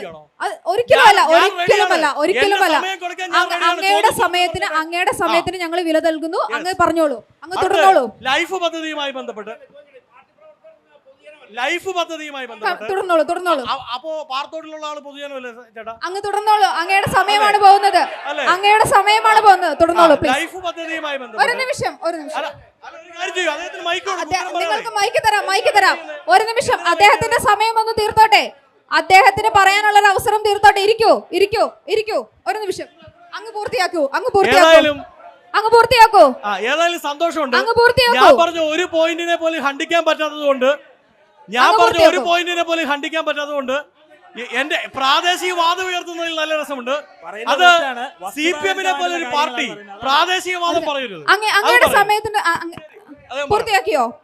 അപ്പൊ ലൈഫ് പദ്ധതിയുമായി ബന്ധപ്പെട്ട് പണ്ട് പഞ്ചായത്ത് മെമ്പർമാർക്ക് നേരിട്ട് അവരുടെ വാർഡിൽ ഒരാൾക്ക് വീട് ഇല്ലെങ്കിൽ അതുമായി ബന്ധപ്പെട്ട് മെയിൻ്റനൻസിന്റെ പ്രശ്നമുണ്ടെങ്കിൽ എന്ത് ചെയ്യാമായിരുന്നു? അവർക്ക് നേരിട്ട് കുടുംബശ്രീ ഈ പഞ്ചായത്ത് കമ്മിറ്റിയിൽ അത് കൊണ്ടുപോയി നടപ്പിലാക്കാൻ പറ്റുമായിരുന്നു. എന്നാൽ ഈ സർക്കാർ വന്നതിന് ശേഷം ഈ പഞ്ചായത്തിലെ ലൈഫ് പദ്ധതിയെ സെൻട്രലൈസ് ചെയ്തതിൻ്റെ പ്രശ്നം എന്ന് പറയുന്നത് പഞ്ചായത്ത് സെക്രട്ടറിയും ലൈഫുമായി ബന്ധപ്പെട്ട ഉദ്യോഗസ്ഥരും വേണം അതിൽ തീരുമാനമെടുക്കാൻ. ആ ഉദ്യോഗസ്ഥർ ഈ കോട്ടയത്തുള്ളവരായിരിക്കില്ല. അവർക്ക് ഇവിടെയുള്ള രാജൻ ചേട്ടൻ്റെയോ തങ്കപ്പൻ ചേട്ടൻ്റെയോ പ്രശ്നത്തെ പറ്റി നേരിട്ട് അറിവുണ്ടാവണമെന്നില്ല. അപ്പോൾ സ്വാഭാവികമായും എറണാകുളത്ത് കിടക്കുന്ന തൃശ്ശൂരുള്ള ഉദ്യോഗസ്ഥരുടെ മനോഗതത്തിനനുസരിച്ചായിരിക്കും വീട് പദ്ധതി, ലൈഫ് പദ്ധതി കൊടുക്കുന്നത്. 2, കഴിഞ്ഞ സർക്കാർ, ഒരു കാര്യം കൂടി ഞാൻ ഏതായാലും ജനറലൈസ് ചെയ്ത് തന്നെ പറഞ്ഞേക്കാം, ഈ സർക്കാരിൻ്റെ കാലത്താണ് കേരളത്തിൻ്റെ ചരിത്രത്തിൽ ഒരിടത്തുമില്ലാത്ത പോലെ 60% പഞ്ചായത്തുകൾക്ക് അനുവദിച്ച പദ്ധതി വിഹിതം വെട്ടിക്കുറച്ച സംസ്ഥാന സർക്കാരാണ് ഈ സർക്കാർ എന്നതുകൂടി കൂട്ടിച്ചു. ഓക്കെ, അടുത്തതാണ് പ്രേക്ഷകർക്ക് ചോദിക്കാനുള്ള അവസരം ഉണ്ടായിരിക്കും. ആർക്കാണ്? BJPയുടെയും കോൺഗ്രസിന്റെയും പ്രതിനിധികളോടാണ് ചോദ്യം. ഇവിടെ എൻ്റെ പ്രിയപ്പെട്ട സുഹൃത്തും നിലവിലെ 13-ാം വാർഡിൻ്റെ മെമ്പറുമായ ശ്രീ ഗോപി പാറാന്തോട് ഉന്നയിച്ച ഒരു പ്രശ്നം, ചിറക്കടവ് ഗ്രാമപഞ്ചായത്തിലെ ഗ്രാമീണ റോഡുകൾ തകർന്നു കിടക്കുകയാണ്. ദൃശ്യ ചാനലിലും ഒന്ന് പരിശോധിക്കാം. ദൃശ്യ ചാനലിനെ ഞങ്ങൾ സന്തോഷപൂർവ്വം ക്ഷണിക്കുന്നു. ചിറക്കടവ് ഗ്രാമപഞ്ചായത്തിലെ ഓരോ വാർഡിലും നമ്മൾക്ക് പോയി പരിശോധന നടത്താം. ഇത് പറയുമ്പോൾ അദ്ദേഹത്തിൻ്റെ പാർട്ടിയുടെ പഞ്ചായത്ത് മെമ്പർമാർ ഉണ്ടായിരുന്ന ചില വാർഡുകൾ കഴിഞ്ഞ ടേമിൽ ഉണ്ടായിരുന്നു. നമ്മളിപ്പോൾ ഈ ചർച്ചയ്ക്കിരിക്കുന്ന 5, തൊട്ടടുത്ത 6, 8, എൻ്റെ വാർഡാണ് 8 അടക്കമുള്ള വാർഡുകളിൽ തകർന്നു കിടന്ന റോഡിലാണ് ആ കോവിഡ് കാലത്ത് ഞങ്ങൾ പഞ്ചായത്ത് മെമ്പർമാരായി കടന്നു വന്നത്. നിങ്ങൾക്ക് വരാം, പരിശോധിക്കാം. ഈ മാർച്ച് മാസം കൊണ്ട് പദ്ധതി തീരുമ്പോൾ 1 മീറ്ററെങ്കിലും നമുക്ക് പഞ്ചായത്തിൻ്റെ ഉടമസ്ഥയിലുള്ള റോഡ് കോൺക്രീറ്റ് ചെയ്യാനോ ടാർ ചെയ്യാനോ ഉണ്ടെങ്കിൽ ഞങ്ങൾ ആ പരാജയം നിങ്ങളുടെ മുന്നിൽ തുറന്ന് സമ്മതിക്കാം, പരിശോധനയ്ക്ക് വിധേയമാക്കണം. രണ്ടാമത്തെ ഒരു കാര്യം, ഇവിടെ UDFൻ്റെ പ്രതിനിധി ലൈഫ് ഭവന പദ്ധതിയെക്കുറിച്ച് കൊട്ടിഘോഷിച്ച് സംസാരിച്ചു. കഴിഞ്ഞ ഉമ്മൻചാണ്ടി സർക്കാരിൻ്റെ കാലത്തും ജനപ്രതിനിധിയായിരുന്ന ആളാണ് ഞാൻ. അന്ന് ഏത് ഭവന പദ്ധതിയാണ് EMS ഭവന പദ്ധതിക്ക് ശേഷം ഇവിടെ UDF നടപ്പിലാക്കിയതെന്ന കാര്യം കൂടി അദ്ദേഹം പറയണം. മൂന്നാമത്തെ ഒരു കാര്യം, ചെറിയ കാര്യം കൂടെ പറഞ്ഞിട്ട് പോവാം. ഇവിടെ പല കാര്യങ്ങളെക്കുറിച്ചും ആക്ഷേപം ഉന്നയിച്ചപ്പോൾ ലൈഫിൻ്റെ തുകയെക്കുറിച്ച് BJPയുടെ നിയോജക മണ്ഡലം പ്രസിഡന്റ് ഇവിടെ ഒരു ചോദ്യം പറഞ്ഞു. കേന്ദ്രത്തിൽ നിന്ന് വരുന്നു, അതിവിടെ പേര് മാറ്റി കൊടുക്കുന്നു. ആ സുഹൃത്തിനോട് ഒരു ചോദ്യം. ഇപ്പം കേന്ദ്രം ഡയറക്റ്റ് നടപ്പിലാക്കുന്ന ഒരു പദ്ധതിയാണ് PMAY, പ്രധാനമന്ത്രി ആവാസ് യോജന. ആ പദ്ധതി പ്രകാരം ഗ്രാമീണ മേഖലയിൽ എത്ര രൂപയാണ് കേന്ദ്ര സർക്കാർ ഒരു വീടിന് അനുവദിക്കുന്നത്? നഗരമേഖലയിൽ എത്ര ലക്ഷം രൂപയാണ് വീടിന് അനുവദിക്കുന്നത്? ബാക്കി തുക ആരാണ് മുടക്കുന്നത്? മറുപടി പറയുന്ന ഘട്ടത്തിൽ അതുകൂടി സൂചിപ്പിക്കണം. പിന്നെ ചിറക്കടവ് പഞ്ചായത്തിൽ മുഖമില്ലാതായി പോയ UDF ഇവിടെ 20 വാർഡിൽ സ്ഥാനാർത്ഥികളെ നിർത്തണേ, അവർ എവിടുന്ന് കണ്ടുപിടിക്കും? ചർച്ചയ്ക്ക് വരാൻ പോലും കടമെടുക്കുന്ന നാണംകെട്ട അവസ്ഥയിലേക്ക് UDFന്റെ നേതൃത്വം മാറി. ആദ്യത്തെ ചോദ്യം നമ്മുടെ BJPയോട് ചോദിച്ച ചോദ്യത്തിന് ഒരു മറുപടി എനിക്ക് പറയാൻ അവസരം ഉണ്ടെങ്കിൽ എനിക്ക് പറയാം. അല്ല, റോഡുകളുടെ കാര്യം ഇദ്ദേഹത്തോട് ചോദിച്ചു. അല്ല, അത് എന്നോട് ചോദിച്ച മണ്ഡലം പ്രസിഡന്റിനോട് ചോദിച്ച ചോദ്യത്തിന് ഒരു മറുപടി ഉണ്ട്. ഇപ്പോ എൻ്റെ പ്രിയപ്പെട്ട സുഹൃത്താണ് വിനോദേട്ടൻ സൂചിപ്പിച്ച ഒരു കാര്യമുണ്ട്. ഈ 6, 8 വാർഡുകളിൽ തകർന്ന ഒരു റോഡ് കാണിച്ചു തരണമെന്ന്. വിനോദേട്ടന്റെ വാർഡിൽ തന്നെ ഈ പറയുന്ന താമരക്കുന്ന് പള്ളിയുടെ മുന്നിൽ നിന്നും ആയുർവേദ ആശുപത്രി പടിയിലേക്ക് പോകുന്ന റോഡ് സഞ്ചാരയോഗ്യമാണോ എന്ന് സ്വയം വിലയിരുത്തി ചേട്ടൻ അതിനൊരു മറുപടി നൽകണം. ആ റോഡ് ടെൻഡർ ചെയ്ത് ആയിക്കോട്ടെ, ഞാൻ ചോദിച്ചത് 5 വർഷമായി. ഇപ്പൊ ചേട്ടൻ ചോദിച്ചത് എന്താ? എന്നെ വെല്ലുവിളിച്ചു. BJPയുടെ മണ്ഡലം പ്രസിഡന്റിനെ വെല്ലുവിളിച്ചത് റോഡ് കാണിക്കാവുന്ന അതേ മെമ്പറിന്റെ പഞ്ചായത്തിൽ അത് വാർഡിലെ റോഡാണ് ഞാൻ ചൂണ്ടിക്കാണിച്ചത്. തൊട്ട ഈ ഇലക്ഷൻ മുമ്പായി ആ റോഡ് ചെയ്യാം. ഇലക്ഷൻ വിജ്ഞാപനം വന്നാലും അല്പമല്ല, റോഡ് പൂർണ്ണമായി നടന്നു കിടക്കും. അല്ല, ചേട്ടൻ അത് ചോദിച്ചുകൊണ്ടാണ് എനിക്ക് ആ ഉത്തരം പറയേണ്ടി വന്നത്. അടുത്ത ഉത്തരം UDF പ്രതിനിധിയോടാണ്. ലൈഫ് ഭവനവുമായി ബന്ധപ്പെട്ട ഒരു ചോദ്യമായിരുന്നു. ചോദ്യത്തിന് ഉത്തരം 2017 ഒക്ടോബർ മാസം 3-ാം തീയതി അന്നത്തെ ബഹുമാനപ്പെട്ട തദ്ദേശ സ്വയംഭരണ വകുപ്പിന്റെ മന്ത്രി KT ജലീൽ കേരളത്തിന്റെ നിയമസഭയിൽ 32ാമത്തെ നക്ഷത്ര ചിഹ്നമിട്ട ചോദ്യത്തിന് ഉത്തരമായി നൽകിയിരിക്കുന്നത് ഉമ്മൻചാണ്ടി സർക്കാരിന്റെ കാലത്ത് എത്ര ഭവനങ്ങൾ നിർമ്മിച്ചതായി പറയാമോ എന്നുള്ളതാണ് ചോദ്യം. അത് LDFന്റെ ഭാഗത്തു നിന്നാണ്. ആ ചോദ്യത്തിന് ഉത്തരം, ഉമ്മൻചാണ്ടി സർക്കാരിന്റെ കാലത്ത് വിവിധ പദ്ധതികൾ വഴി, പ്രധാനമന്ത്രി ആവാസ് യോജന, SC/ST വകുപ്പ്, ഫിഷറീസ് വകുപ്പ് പദ്ധതികൾ വഴി സംസ്ഥാനത്ത് നിർമ്മിച്ച വീടുകളുടെ കണക്ക് 4.34 ലക്ഷം വീടുകൾ ഉമ്മൻചാണ്ടി സർക്കാരിൻ്റെ കാലത്ത് പണിതു എന്ന് പറയുന്നത് കോൺഗ്രസ് അല്ല, ഉമ്മൻചാണ്ടി അല്ല, അത് പറയുന്നത് നിങ്ങളുടെ മന്ത്രിയായിരുന്ന തദ്ദേശ സ്വയംഭരണ വകുപ്പിൻ്റെ മന്ത്രി KT ജലീലാണ്. ഞാൻ ഒരു കാര്യത്തിൽ കൂടി ഉത്തരം പറയാം. അദ്ദേഹം പറഞ്ഞു വെളിയിൽ നിന്ന് വാടകയ്ക്ക് എടുത്തു എന്ന് പറഞ്ഞു. ഞാൻ KPCCയുടെ ഔദ്യോഗികമായ മാധ്യമ വക്താവാണ്. എല്ലാ ചാനൽ ചർച്ചകളിലും നിങ്ങളുടെ പ്രധാനപ്പെട്ടവരുടെ ഒപ്പം ഇരിക്കുന്നതാണ്. ഇനി അങ്ങനെ ഇരിക്കുമ്പോൾ അത് പാറത്തോട്ടിൽ പോയാൽ മതി എന്ന് CPM-നെ പോലെ ഒരു പാർട്ടി, മറ്റു പാർട്ടികൾ പറഞ്ഞോട്ടെ, CPM-നെ പോലെ ഒരു പാർട്ടി പ്രാദേശികവാദം പറയുന്നത് ശരിയാണോ എന്ന് അടിസ്ഥാനപരമായി ചിന്തിക്കുന്നത് നന്നാവും. ദൃശ്യം പോലെ അടുത്ത ചോദ്യം ആരോടാണ്? കോൺഗ്രസിന്റെ പ്രതിനിധിയോടാണ്. UDFന്റെ പ്രതിനിധിയോടാണ്. ദൃശ്യം പോലെയുള്ള പരിപാടിയുടെ കാര്യം ഇവിടെ പറഞ്ഞു. കേരളത്തിൻ്റെ ചരിത്രത്തിൽ ഒരു പഞ്ചായത്തും നടത്താൻ പറ്റത്തില്ലാത്ത പോലെ ഒരു പ്രോഗ്രാം ആ ദൃശ്യം പോലെ ഒരു പരിപാടി ചെറക്കടവ് പഞ്ചായത്ത് സംഘടിപ്പിച്ചത്. അതിനൊരു ജനകീയ കമ്മിറ്റി എടുത്തുകൊണ്ടാണ് ആ പരിപാടി സംഘടിപ്പിച്ചത്. BJPയുടെയും കോൺഗ്രസിൻ്റെയും ചെറക്കടവ് പഞ്ചായത്തിലെ മുഴുവൻ രാഷ്ട്രീയ പ്രസ്ഥാനത്തിൻ്റെ നേതൃത്വത്തെയും വിളിച്ചിരുത്തി അവരുടെ കൂടെ നേതൃത്വത്തിൽ ആ പരിപാടി നടത്തിയത്. അത് ഔദ്യോഗികമായി അതിൻ്റെ കണക്കുകളും രേഖകളും അവരുടെ അടുത്താണ് അവതരിപ്പിച്ചിരിക്കുന്നത്. അല്ലാതെ പോയി പഞ്ചായത്ത് പോയി വേറെ പഞ്ചായത്ത് കമ്മിറ്റിക്കകത്തും ഈ കണക്ക് അവതരിപ്പിച്ചതാണ്. എന്നിട്ട് അതൊന്നും അറിയാൻ മേലാതെ കണക്കിൻ്റെ കാര്യം പറഞ്ഞ് ദൃശ്യത്തിൻ്റെ അകത്തെ വരുണിൻ്റെ ബോഡി ഇപ്പോഴും കിട്ടിയിട്ടില്ലെങ്കിൽ അത് ഞങ്ങളോട് കൂടി എടുത്തു കൊടുക്കാനുള്ള നടപടി സ്വീകരിക്കാമെന്ന് മാത്രമേ ഞങ്ങൾക്ക് ആ ഒരു കാര്യത്തിൽ പറയാനുള്ളൂ. രണ്ടാമതൊരു കാര്യം, ഇവിടെ 20 MLA 20 വാർഡും ഒരു MLA 21ാമത്തെ മെമ്പർ എന്നുള്ള രീതിയിലാണ് ജയരാജ് സാറിനെ ഞങ്ങളിവിടെ വികസന പ്രവർത്തനത്തിൻ്റെ അകത്ത് കൊണ്ടു നടക്കുന്നത്. ജയരാജ് സാർ കൊണ്ടുവന്ന വികസന പ്രവർത്തനത്തെ കണ്ടില്ലെന്ന് നടിക്കാൻ പറ്റത്തില്ല. MCF ഇരിക്കുന്ന വാർഡിൽ എത്ര കോടി രൂപയുടെ വികസന പ്രവർത്തനമാണെന്ന് ചർച്ച ചെയ്താൽ തീരാൻ പറ്റത്തില്ലാത്ത പോലെ കോടിക്കണക്കിന് രൂപയുടെ വികസനം കൊണ്ടുവന്നിട്ടുണ്ട്. ജയരാജ് സാറിൻ്റെ ഫേസ്ബുക്കിൽ ഒരുപക്ഷെ ഇവിടുത്തെ MCFിൻ്റെ കാര്യം പ്രശംസിച്ചുകൊണ്ട് ചിലപ്പം പറഞ്ഞിട്ട് കാണും. അത് പഞ്ചായത്തിന്റെ ഫണ്ട് തന്നെയാണ് എന്ന കാര്യത്തിൽ യാതൊരു സംശയവുമില്ല, എല്ലാവർക്കും അറിയാവുന്നതാണ്. സാറിന്റെ ഫേസ്ബുക്കിൽ ചെറക്കടവ് പഞ്ചായത്തിലെ നിരവധി വർക്കുകളെ പറ്റിയുള്ള കാര്യങ്ങൾ ഒരുപക്ഷെ നല്ല കാര്യങ്ങൾ ചെയ്ത് പറഞ്ഞിട്ട് കാണും. അത് ഇതുമായിട്ട് കൂട്ടിക്കുഴക്കേണ്ട യാതൊരു കാര്യവും ഞാൻ നോക്കിയിട്ടില്ല. ഓക്കെ അടുത്ത ചോദ്യം ദയവ് ചെയ്ത് ചോദ്യമായിട്ട് ചോദിക്കണേ. ആരോടാണ് ചോദ്യം? എനിക്ക് നമ്മുടെ ചെറക്കടവ് പഞ്ചായത്ത് ബഹുമാനപ്പെട്ട അഡ്വക്കേറ്റ് ശ്രീകുമാർ സാറിനോടാണ്. ചോദ്യമല്ല, ഒരു നടപടി ഈ പഞ്ചായത്തിൽ നടപ്പിലാക്കണം. ഞാൻ ഈ പൊൻകുന്നം ടാക്സി സ്റ്റാൻഡിൽ 37 വർഷമായിട്ട് ഇപ്പോൾ വാഹനം ഓടിക്കുന്ന ആളാണ്. വളരെ പരിതാപകരമാണ്. പോലീസിനെ കയറൂരി വിടുന്ന ഒരു സംവിധാനമാണ് ചെറക്കടവ് പഞ്ചായത്തിൽ ഇപ്പോൾ നടക്കുന്നത്. വാഹനം എവിടെ ഇട്ടാലും ഒളിഞ്ഞിരുന്ന ഫോട്ടോ എടുക്കുക, എന്നിട്ട് പെറ്റി അടിച്ചേക്കുക. ഇപ്പോൾ 3500 രൂപ ഇന്നലെ വണ്ടി ടെസ്റ്റ് ചെയ്തപ്പോൾ അടച്ചു. MPRന്റെ കടയുടെ ഫ്രണ്ടിൽ കിടന്ന വണ്ടി നോ പാർക്കിംഗ്, അവിടെ ബോർഡുണ്ടോ? അടിയന്തരമായിട്ട് നമ്മുടെ ടൗണിൽ നോ പാർക്കിംഗ് ബോർഡ് വെച്ചിട്ട് അവിടെ കിടക്കുന്ന വണ്ടിക്ക് പെറ്റി അടിക്കാനുള്ള ഒരു സംവിധാനം ഉണ്ടാകണം. പോലീസിനെ പഞ്ചായത്ത് നിയന്ത്രിക്കണം. ഇതാണ് എനിക്ക് പറയാനുള്ളത്. ഒരു പാർക്കിംഗ് സംബന്ധമായിട്ടുള്ള ഒരു വിഷയമാണ് അദ്ദേഹം ഉന്നയിച്ചിരിക്കുന്നത്. കൃത്യമായിട്ട് പാർക്ക് ചെയ്യാൻ സൗകര്യമില്ല, നോ പാർക്കിംഗ് എന്നുള്ള ഒരു ബോർഡ് വെച്ചിട്ടില്ല. അതിനുള്ള മറുപടി ഇവിടെ പറഞ്ഞ കാര്യത്തിന് മറുപടി എന്ന രീതിയിൽ പാർക്കിംഗ് സൗകര്യം ഒരു മൊട്ടക്കുന്നിൻ്റെ മണ്ടയിലാണ് പൊൻകുന്നം പട്ടണം ഇരിക്കുന്നത്. സ്ഥലപരിമിതി നമ്മുടെ ഒരു പ്രധാനപ്പെട്ട വിഷയമാണ്. പ്രത്യേകിച്ച് പാർക്കിംഗ് ഫെസിലിറ്റി ഒരുക്കുവാനുള്ള സ്ഥലം വാങ്ങാൻ വേണ്ടി പഞ്ചായത്തിൻ്റെ ഫണ്ട് മാറ്റി വെച്ചാൽ നമുക്ക് പൊൻകുന്നത്തൊരു സ്ഥലം കിട്ടണമെങ്കിൽ കോടിക്കണക്കിന് രൂപ വേണ്ടി വരും. നമ്മുടെ പഞ്ചായത്തിലെ 20 വാർഡുകളിലെയും അടിസ്ഥാന സൗകര്യ വികസനങ്ങളെ അത് പ്രതികൂലമായി ബാധിക്കും എന്നുള്ളതുകൊണ്ട് ഗ്രാമപഞ്ചായത്തിന് അങ്ങനെ സ്ഥലം ഏറ്റെടുത്ത് പാർക്കിംഗ് ഫെസിലിറ്റി ഉണ്ടാക്കാൻ കഴിയില്ല. പിന്നെ ഇവിടെ പാർക്കിംഗ് ക്രമീകരണം നടത്താൻ വേണ്ടി ഗ്രാമപഞ്ചായത്തിന് പറ്റുന്നത് ട്രാഫിക് കമ്മിറ്റികൾ കൃത്യമായി കൂടാറുണ്ട്. കൃത്യമായി ഈ പറഞ്ഞ കാര്യങ്ങളടക്കം പോലീസിൻ്റെയും അതോടൊപ്പം തന്നെ RTOയുടെയും ശ്രദ്ധയിൽപ്പെടുത്തിയിട്ടുണ്ട്. അതിനുവേണ്ട ക്രമീകരണങ്ങൾ ഒരുക്കും. ബോർഡുകൾ വെക്കേണ്ട ചുമതല ഗ്രാമപഞ്ചായത്തിനല്ല, അത് ദേശീയപാതയ്ക്കും അതോടൊപ്പം തന്നെ നമ്മുടെ KSTPക്കുമാണ്. അവരെ ആ കാര്യം ബോധ്യപ്പെടുത്തിയിട്ടുണ്ട്. അവർ ഈ ശബരിമല സീസണുമായി ബന്ധപ്പെട്ട കാര്യം കൃത്യമായി ചെയ്യും എന്നുള്ള കാര്യം അറിയിച്ചു. ഇപ്പോൾ പാർക്കിങ്ങിന്റെ കാര്യത്തിൽ എത്രയും വേഗം ഒരു നടപടി ഉണ്ടാകും. ആരോടാണ് ചോദ്യം? ചോദിക്കാനുള്ളത് കോൺഗ്രസിന്റെ പ്രവർത്തകരോടാണ്. ഓക്കെ, ചോദിച്ചോളൂ. ഇപ്പോൾ കോൺഗ്രസിന്റെ പ്രതിനിധി പറഞ്ഞു എല്ലാ ചാനൽ ചർച്ചയിലും ഞങ്ങളാണ് പങ്കെടുക്കുന്നതെന്ന്. കോൺഗ്രസ്സിലെ ഒരു ചാനൽ ചർച്ചയിൽ പോലും പങ്കെടുക്കാൻ കഴിയുന്ന നേതാക്കൾ ഇവിടെ ഇല്ലേ എന്നുള്ളതാണ് എൻ്റെ ചോദ്യം. കാരണം കോൺഗ്രസിൻ്റെ സ്ഥിതി അത്ര ദുർബലമായി ചെറക്കടവ് പഞ്ചായത്തിൽ മാറിയിരിക്കുന്നു എന്നാണ് അത് തെളിവാകുന്നത്. അതുപോലെ തന്നെ ഇവിടെ ഉന്നയിച്ച മറ്റൊരു കാര്യം, ഇവിടെ ദൃശ്യവുമായി ബന്ധപ്പെട്ടുകൊണ്ട് അഴിമതി എന്ന രീതിയിലേക്ക് കാര്യങ്ങൾ വന്നു. എന്നിട്ട് അദ്ദേഹം തന്നെ പറയുകയാണ് ഇത് തെളിയിക്കാൻ കഴിയാത്തതാണെന്ന്. തെളിയിക്കാൻ കഴിയാത്ത ഒരു കാര്യത്തെ എന്തിനാണ് ഇതുപോലെ പരസ്യമായ ഒരു വേദിയിൽ അഴിമതി എന്ന് പറയുന്നത്? ഒരു പുകമറ സൃഷ്ടിക്കാൻ വേണ്ടി ഉള്ള ഒരു ശ്രമമാണ് നടത്തിയത്. അതേസമയം എനിക്ക് പറയാനുള്ളത്, അദ്ദേഹത്തിന് ചെറക്കടവ് പഞ്ചായത്തിനെ പറ്റിയോ ചെറക്കടവിലെ കാര്യങ്ങളെ പറ്റിയോ ഒരു ചുക്കും അറിയില്ല. ഇവിടെ വന്നതുകൊണ്ട് ആരോ എഴുതി കൊടുത്ത കുറച്ച് കാര്യങ്ങൾ സംസാരിക്കുന്നു എന്നുള്ളതല്ല, ഇതുപോലുള്ള വേദികളെ അതിനുള്ള അവസരങ്ങളായിട്ട് വിനിയോഗിക്കരുത് എന്നാണ് പറയുന്നത്. ഓക്കെ, UDF പ്രതിനിധിക്ക് എന്തെങ്കിലും മറുപടി പറഞ്ഞോളൂ. അതിനുത്തരം, ഞാൻ 1, 2, 3, 4 എന്ന് ഉന്നയിച്ച പോയിന്റുകളിൽ അതിനെതിരഭിപ്രായം പറഞ്ഞത് അല്ലെങ്കിൽ ആ പോയിന്റുകളോട് പ്രതികരിച്ച അദ്ദേഹം മാത്രമാണ്. ബാക്കി എല്ലാവരും വ്യക്തിപരമായ അധിക്ഷേപത്തിലേക്കാണ് പോകുന്നത്. അതെന്നെ അങ്ങനെ വിഷമിപ്പിക്കുന്നുമില്ല. അതിൻ്റെ അകത്ത് ഉത്തരം പറയാൻ ഞാൻ ഒട്ടില്ല. എന്തായാലും അങ്ങേക്ക് എന്താണ് മറുപടി പറയാനുള്ളത്? UDFിൻ്റെ പ്രതിനിധി ഇവിടെ 3-4 കാര്യങ്ങൾ പറഞ്ഞു. അതോടൊപ്പം തന്നെ BJPയുടെ പ്രതിനിധി ചൂണ്ടിക്കാണിച്ച ഒരു പ്രധാനപ്പെട്ട കാര്യമുണ്ട്. 2015-2020 സാഹചര്യം നമുക്കറിയാം. അന്ന് LDFന് 9 സീറ്റ് മാത്രമാണ് ഉണ്ടായിരുന്നത്. BJPക്ക് 6 സീറ്റും UDFന് 5 സീറ്റുമാണ് ഈ ചെറക്കടവ് പഞ്ചായത്തിലുണ്ടായിരുന്നത്.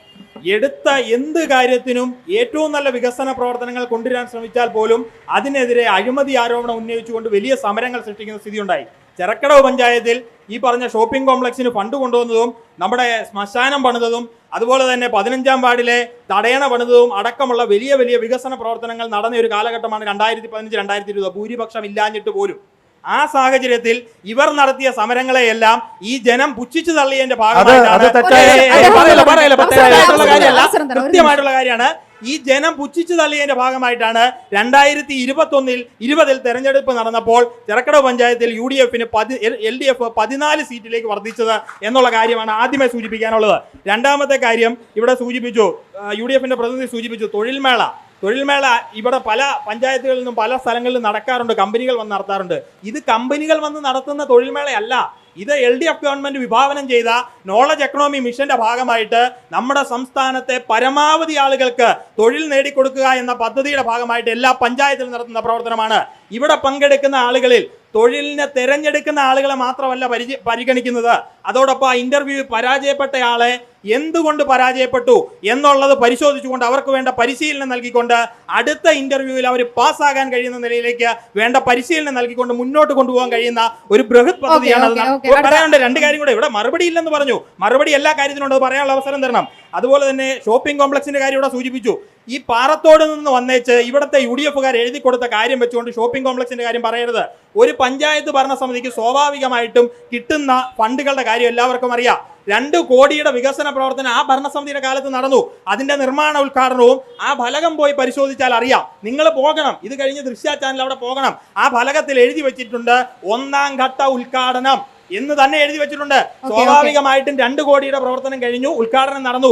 അടുത്ത 4 കോടി 25 ലക്ഷത്തിന്റെ പ്രവർത്തനം ഈ ഭരണസമിതിയുടെ കാലത്ത് നടന്നു, പൂർത്തീകരിച്ചു, ഉദ്ഘാടനം നടത്തി ചെയ്തിട്ടുള്ള കാര്യമാണ്. ഈ ഫണ്ട് വരുന്നതനുസരിച്ചുള്ള പ്രവർത്തനങ്ങൾ നടത്തുക, പിന്നീട് ഉദ്ഘാടനം നടത്തുക. ഒരു കാര്യം കൂടെ സൂചിപ്പിക്കണം. ഇവിടെ MLAയുടെ പദ്ധതികൾ പഞ്ചായത്തിന്റെ പദ്ധതികളാണോ MLAയുടെ പദ്ധതിയാണോ എന്ന് സംശയം വന്നു. ഒരു പഞ്ചായത്തിനെ സംബന്ധിച്ചിടത്തോളം എവിടെ നിന്നൊക്കെ ഫണ്ട് കിട്ടുമെങ്കിലും അത് MLAയുടെ ആയിക്കോട്ടെ, MPയുടെ ആയിക്കോട്ടെ, കേന്ദ്ര ഗവൺമെന്റിന്റെ ഫണ്ട് ആയിക്കോട്ടെ, ഏത് ഫണ്ടും ഈ പഞ്ചായത്തിലേക്ക് കൊണ്ടുവരാനുള്ള ഇച്ഛാശക്തി കാണിക്കുക എന്നുള്ളതാണ് ഒരു പഞ്ചായത്ത് ഭരണസമിതി. അങ്ങനെ ഞങ്ങൾ എല്ലാവരെയും ഒരു പ്രധാനപ്പെട്ട കാര്യം സൂചിപ്പിക്കാനുണ്ട്. അവിടെയാണ് ആ പോയിന്റിലേക്കാണ് വരുന്നത്. കാര്യം വേറൊന്നുമല്ല, ഈ പഞ്ചായത്തിൽ BJPയുടെ ജനപ്രതിനിധികൾ ഉണ്ടായിരുന്ന ഒരു സമയം ഓർമ്മയുണ്ട്.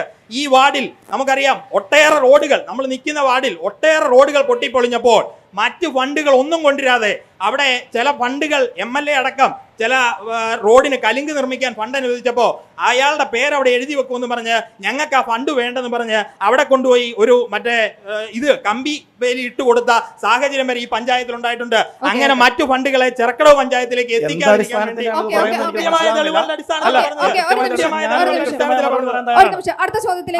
എനിക്കതിന് മറുപടി പറയാൻ അവസരം തരണം, എന്നിട്ട് വേണം പോകാൻ. ഇപ്പൊ പറഞ്ഞതിന് BJPക്ക് കൃത്യമായ മറുപടിയാണ് പറയാനുള്ള അവസരം നമുക്ക് തരണം. 2 മിനിറ്റ് സമയം കൊണ്ട് ഞാൻ അവസാനിപ്പിക്കാം ഈ ഒരു കാര്യത്തിൽ. ഇപ്പോൾ ഇവിടെ ബഹുമാനപ്പെട്ട ഗൗതം പറഞ്ഞ ഒരു വിഷയത്തിലാണ് എനിക്ക് മറുപടി പറയാനുള്ളത്. ആവശ്യത്തിനും അനാവശ്യത്തിനും സമരം എന്നുള്ളൊരു വാക്കാണ് ഉപയോഗിച്ചത്. അപ്പോൾ ആവശ്യം അനാവശ്യം 2 കാര്യങ്ങൾ അതിനകത്ത് വന്നു. ഇനി ഞാനൊരു ചെറിയ ഉദാഹരണമാണ് അതിനകത്ത് പറയാനുള്ളത്. ഞാനൊരു ഉദാഹരണമാണ് പറയാനുള്ളത്. ഇവിടെ ബഹുമാനപ്പെട്ട പഞ്ചായത്ത് പ്രസിഡന്റും അതുപോലെ ഗൗതവും ഉൾപ്പെടെയുള്ള ആളുകൾ ഈ ശാന്തിതീരം ശ്മശാനത്തെക്കുറിച്ച് പറഞ്ഞു. നിങ്ങൾക്കറിയാവോ കഴിഞ്ഞ ഒരു കാലഘട്ടത്തെ ആ ശ്മശാനത്തിൻ്റെ അവസ്ഥ എന്താണെന്ന്? അതായത് കാട് പിടിച്ച് കിടന്ന ഒരു ഭൂമിയാണ്. ഇത് പഞ്ചായത്തിന്റെ പേരിൽ ഞാൻ പറയട്ടെ, എന്റെ കാര്യം ഞാൻ പറയട്ടെ. ആ ഭൂമിയിൽ ആദ്യമായിട്ട് പഞ്ചായത്തിന്റെ ഭൂമി അവിടെ കൊടി നാട്ടി സമരം തുടങ്ങി. ഈ പറയുന്ന ശ്മശാനം ഉണ്ടാകണമെന്നും പറഞ്ഞ് സമരം നടത്തിയത് അന്ന് യുവമോർച്ചയുടെ മണ്ഡലം പ്രസിഡന്റായിരുന്ന എൻ്റെ നേതൃത്വത്തിലാണ്. അതിൻ്റെ പേരുള്ള കേസ് പൊൻകുന്നം പോലീസ് എടുത്തിട്ടുണ്ട്, കോടതിയിൽ കേസ് നടന്നിട്ടുമുണ്ട്. അതിനുശേഷം ഞങ്ങൾ 2015 മെമ്പറായിരുന്ന കാലത്ത് ഈ ഓണക്കാലത്ത് തിരുവോണ ദിവസം പൊൻകുന്നം ടൗണിൽ നിരാഹാര സമരം വരെ നടത്തിയതിന് ശേഷമാണ് ആ പറയുന്ന ശാന്തിതീര ശ്മശാനത്തിലേക്ക് അതിന്റെ നിർമ്മാണ പ്രവർത്തനത്തിലേക്ക് കടന്നത്. ഇത് നമ്മുടെ മുമ്പിൽ കൃത്യമായ ഉദാഹരണമുള്ള കാര്യമാണ്. പിന്നെ ആവശ്യത്തിനാണോ അനാവശ്യം, ഇന്നിപ്പം വലിയൊരു സംവിധാനം വികസനമായി ചൂണ്ടിയാൽ ഞങ്ങൾക്ക് ഒരുപാട് സന്തോഷമുണ്ട്. കാരണം ഞങ്ങൾ അതുപോലെ ആ ഒരു ശാന്തിതീരം എന്ന് പറയുന്ന പൊതു ശ്മശാനം അതുണ്ടാകാൻ വേണ്ടി സമരം ചെയ്ത ഒരു പ്രസ്ഥാനമാണ് BJP. അതാണ് എനിക്ക്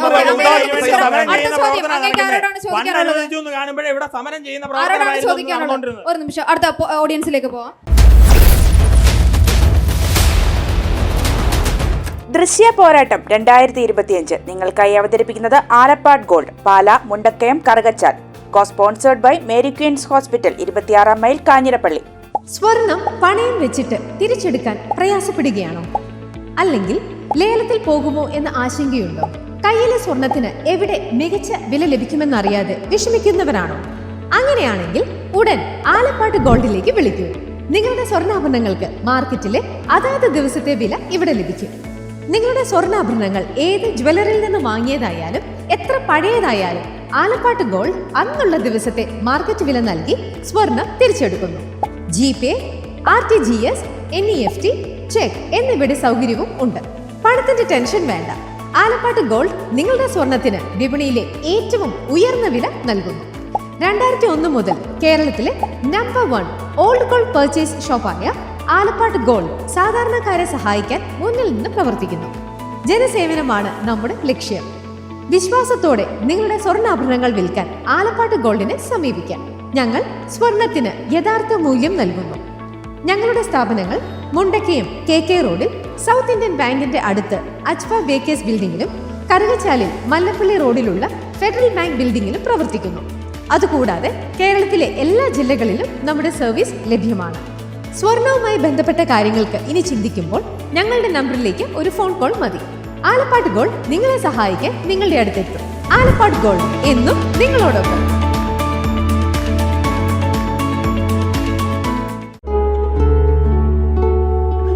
Mother soothes, Mother cares, Mother protects, Mother finds always reason to smile. Mother stands up for you for everything.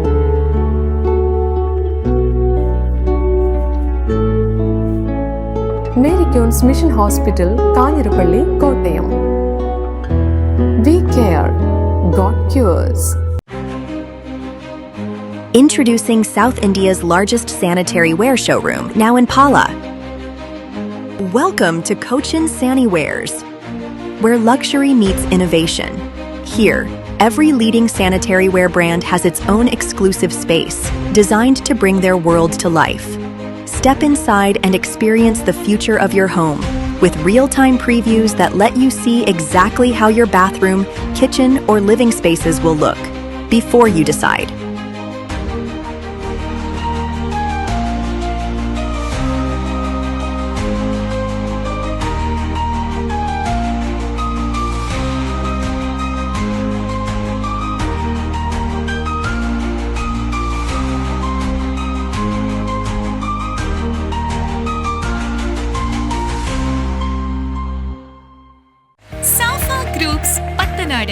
SAFA paints and hardware നിങ്ങൾക്കായി ഒരുക്കുന്നു പ്രമുഖ ബ്രാൻഡുകളുടെ പെയിന്റ് ഉൽപ്പന്നങ്ങൾ, glass, plywood, door locks, fittings and hardware ഉൽപ്പന്നങ്ങൾ.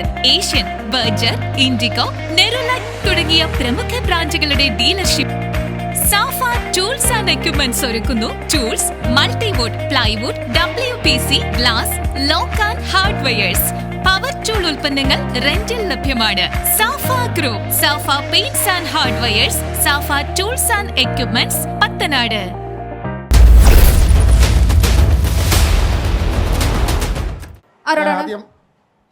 സംസാരിച്ചോളൂ. പ്രസിഡന്റിനോട് ചോദിച്ചോളൂ. ഇവിടെ ഇപ്പം പ്രസിഡന്റ് പറഞ്ഞു, ഇവിടുത്തെ ഏറ്റവും നമ്മുടെ ഈ ചെറുക്കടവ് പഞ്ചായത്തിൽ മഹാത്മാഗാന്ധി ടൗൺ ഹാൾ, അന്നേരം ഇവിടെ അധികാരത്തിലേക്ക് വരുമ്പോൾ ഒരു വാഗ്ദാനം ഉണ്ടായിരുന്നു. ആ ടൗൺ ഹാള് 2 നിലയായി പണിയുമെന്നും അത് AC ഹാളാക്കുമെന്നും നല്ല രീതിയിൽ ജനങ്ങൾക്ക് അല്ലെങ്കിൽ അവിടെ കല്യാണങ്ങളും മറ്റു കാര്യങ്ങളെല്ലാം നടത്താൻ അല്ലെങ്കിൽ പൊതുയോഗങ്ങളൊക്കെ നടത്താൻ പറ്റുന്ന രീതിയിൽ വികസിപ്പിക്കുമെന്ന് പറഞ്ഞു. എന്ത് വികസനമാണ് അവിടെ നടത്തിയത്? ഒരു വികസനവും ഈ കഴിഞ്ഞ 5 വർഷം കൊണ്ട് ഈ ടൗൺ ഹാൾ നന്നാക്കുന്നതിന് വേണ്ടി ചെയ്യാൻ ഈ പഞ്ചായത്ത് ഭരണസമിതിക്ക് കഴിഞ്ഞിട്ടില്ല എന്ന് വളരെ ദുഃഖത്തോടെ പറയുവാൻ ഞാൻ പറയും.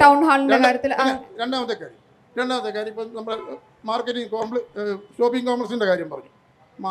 മാർക്കറ്റിംഗ് ഷോപ്പിംഗ് കോംപ്ലക്സ് 3 പ്രാവശ്യം ഉദ്ഘാടനം നടത്തി.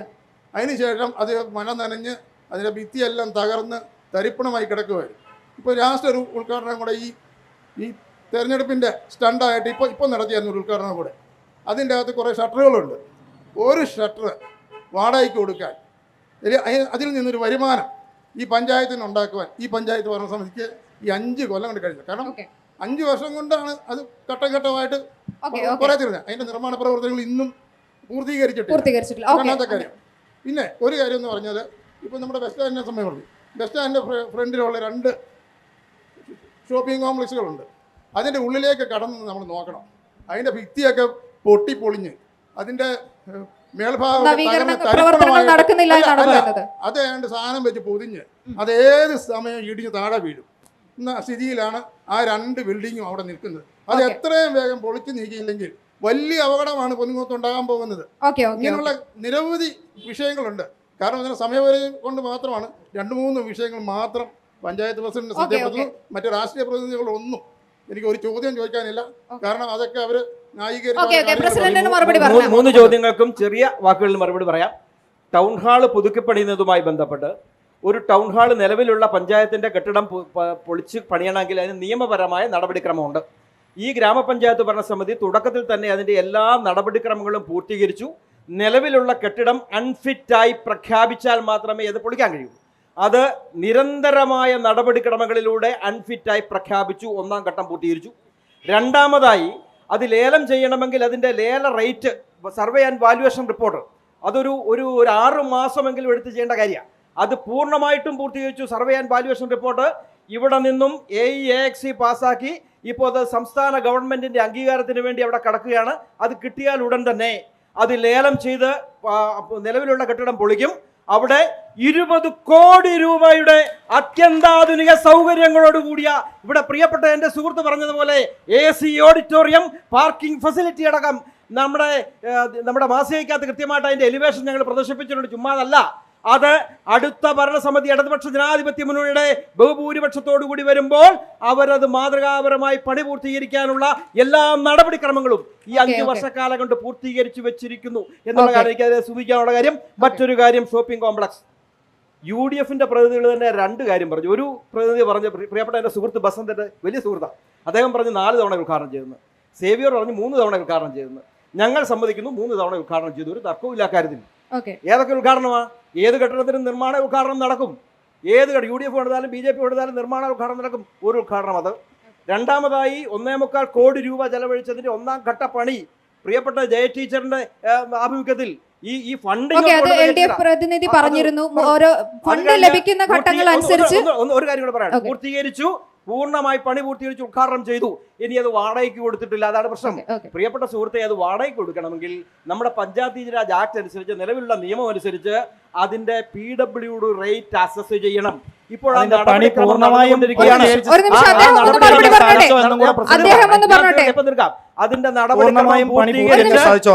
നടപടി അത് സ്വാഭാവികമായ നടപടിക്രമമാണ്. പറ്റില്ല. അതിന്റെ PWD റേറ്റ് നിയമാനുസൃതമായ രീതിയിൽ അസസ് ചെയ്ത് ലേലം നടത്തി 53 റൂമുകളും ഈ ലേലം ചെയ്യുമ്പോൾ ചിറക്കടവ് ഗ്രാമപഞ്ചായത്തിന്റെ തനത് ഫണ്ടിന്റെ വരുമാനം ഇന്നുള്ളതിൽ എത്രയോ കൂടാൻ വേണ്ടി പോകുന്നു. മാതൃകാപരമായ ഒരു പ്രവർത്തനം കാഴ്ചവെച്ചു. അതിന്റെ നടപടികൾ സ്വീകരിക്കും. അതെല്ലാം പൂർത്തീകരിച്ചു. വളരെ തീരുമാനം. പിന്നെ വേറെ ഇവിടെ പറഞ്ഞ കാര്യം, നമ്മുടെ ഷോപ്പിംഗ് കോംപ്ലക്സിൽ ഉദ്ഘാടനം അല്ല, അത് പറഞ്ഞിരുന്നു. പിന്നെ വേറൊരു കാര്യം ഇവിടെ പറഞ്ഞിരുന്നു, ഞാൻ ഓർക്കുന്നില്ല. അടുത്ത അങ്ങയിലേക്ക് വരാം. അടുത്ത ചോദ്യം ആരോടാണ് ചോദ്യം? പ്രസിഡന്റിനോട് ചോദിച്ചു. ഏതൊരു പഞ്ചായത്തിന്റെ അടിസ്ഥാന വികസനം എന്ന് പറയുന്നത് അവിടുത്തെ റോഡുകളാണ്. ഇപ്പോൾ റോഡുകൾ പൊട്ടിപ്പൊളിച്ചത് വിനോദിന്റെ മണ്ഡലത്തിൽ റോഡുകൾ നന്നാക്കിയിട്ടുണ്ട്, ഞാൻ സമ്മതിക്കുന്നു.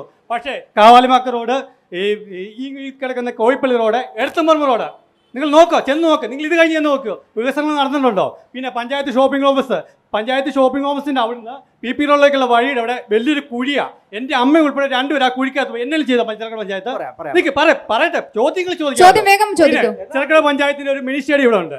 ആ മിനി സ്റ്റേഡിയം അന്ന് നിന്ന് പോകുന്ന ഒരു അവസ്ഥയിലേക്ക് പോകുന്നത്. തൊട്ടടുത്തുള്ള വാഴൂർ പഞ്ചായത്തിന് 2 ഇൻഡോർ സ്റ്റേഡിയങ്ങളുണ്ട്. ഇവിടെ ചിറക്കട പഞ്ചായത്തിന് എന്തെങ്കിലും ഉണ്ടോ സ്പോർട്സിനെ പ്രോത്സാഹിപ്പിക്കാൻ വേണ്ടി? ആ പാടെ പറഞ്ഞ എമ്മയുടെ പേരിലുള്ള ആ സ്പോർട്സ് കപ്പുണ്ട്, അല്ല വേറെ എന്തെങ്കിലും ഉണ്ടോ? ഉണ്ടെങ്കിൽ പറ.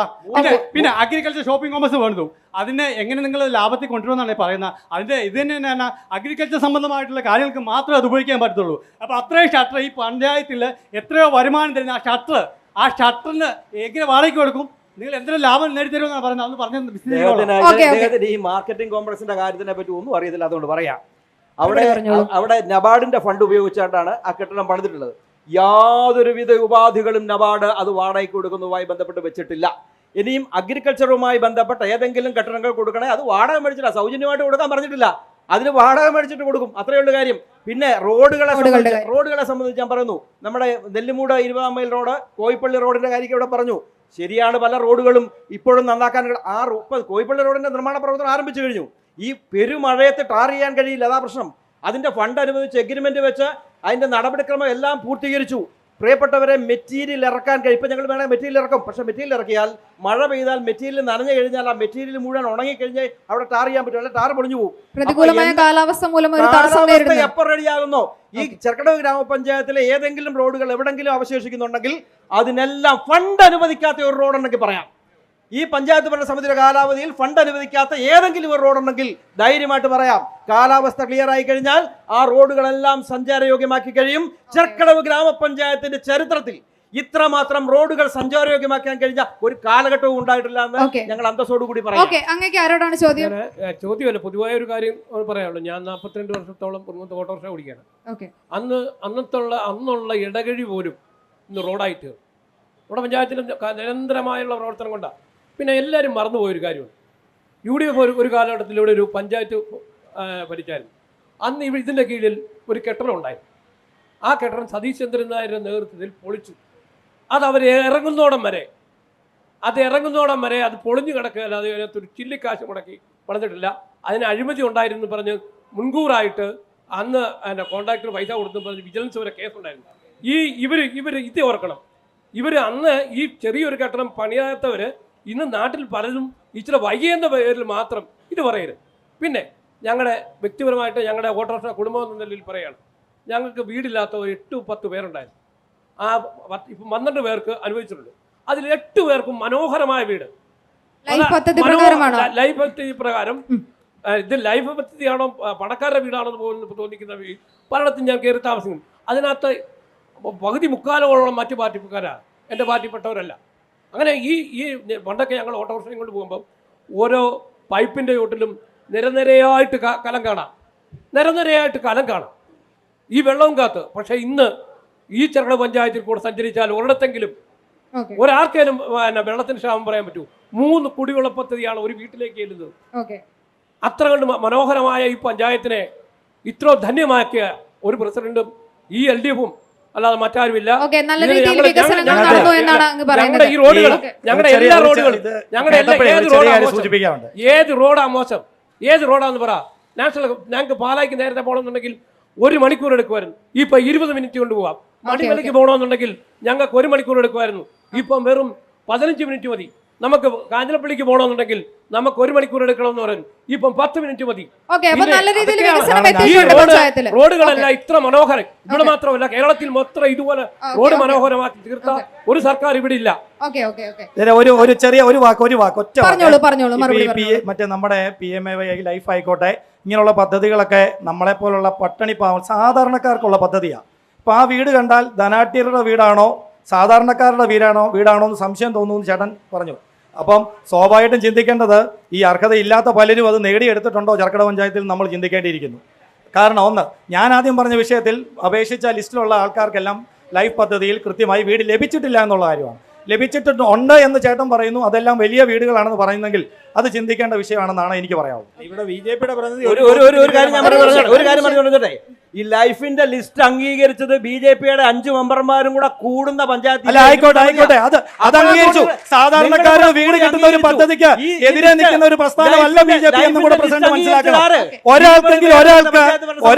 ഒരാൾക്ക് വീട് കിട്ടുന്ന ഏത് കാര്യത്തിനും BJP കൂട്ടുവയ്ക്കും.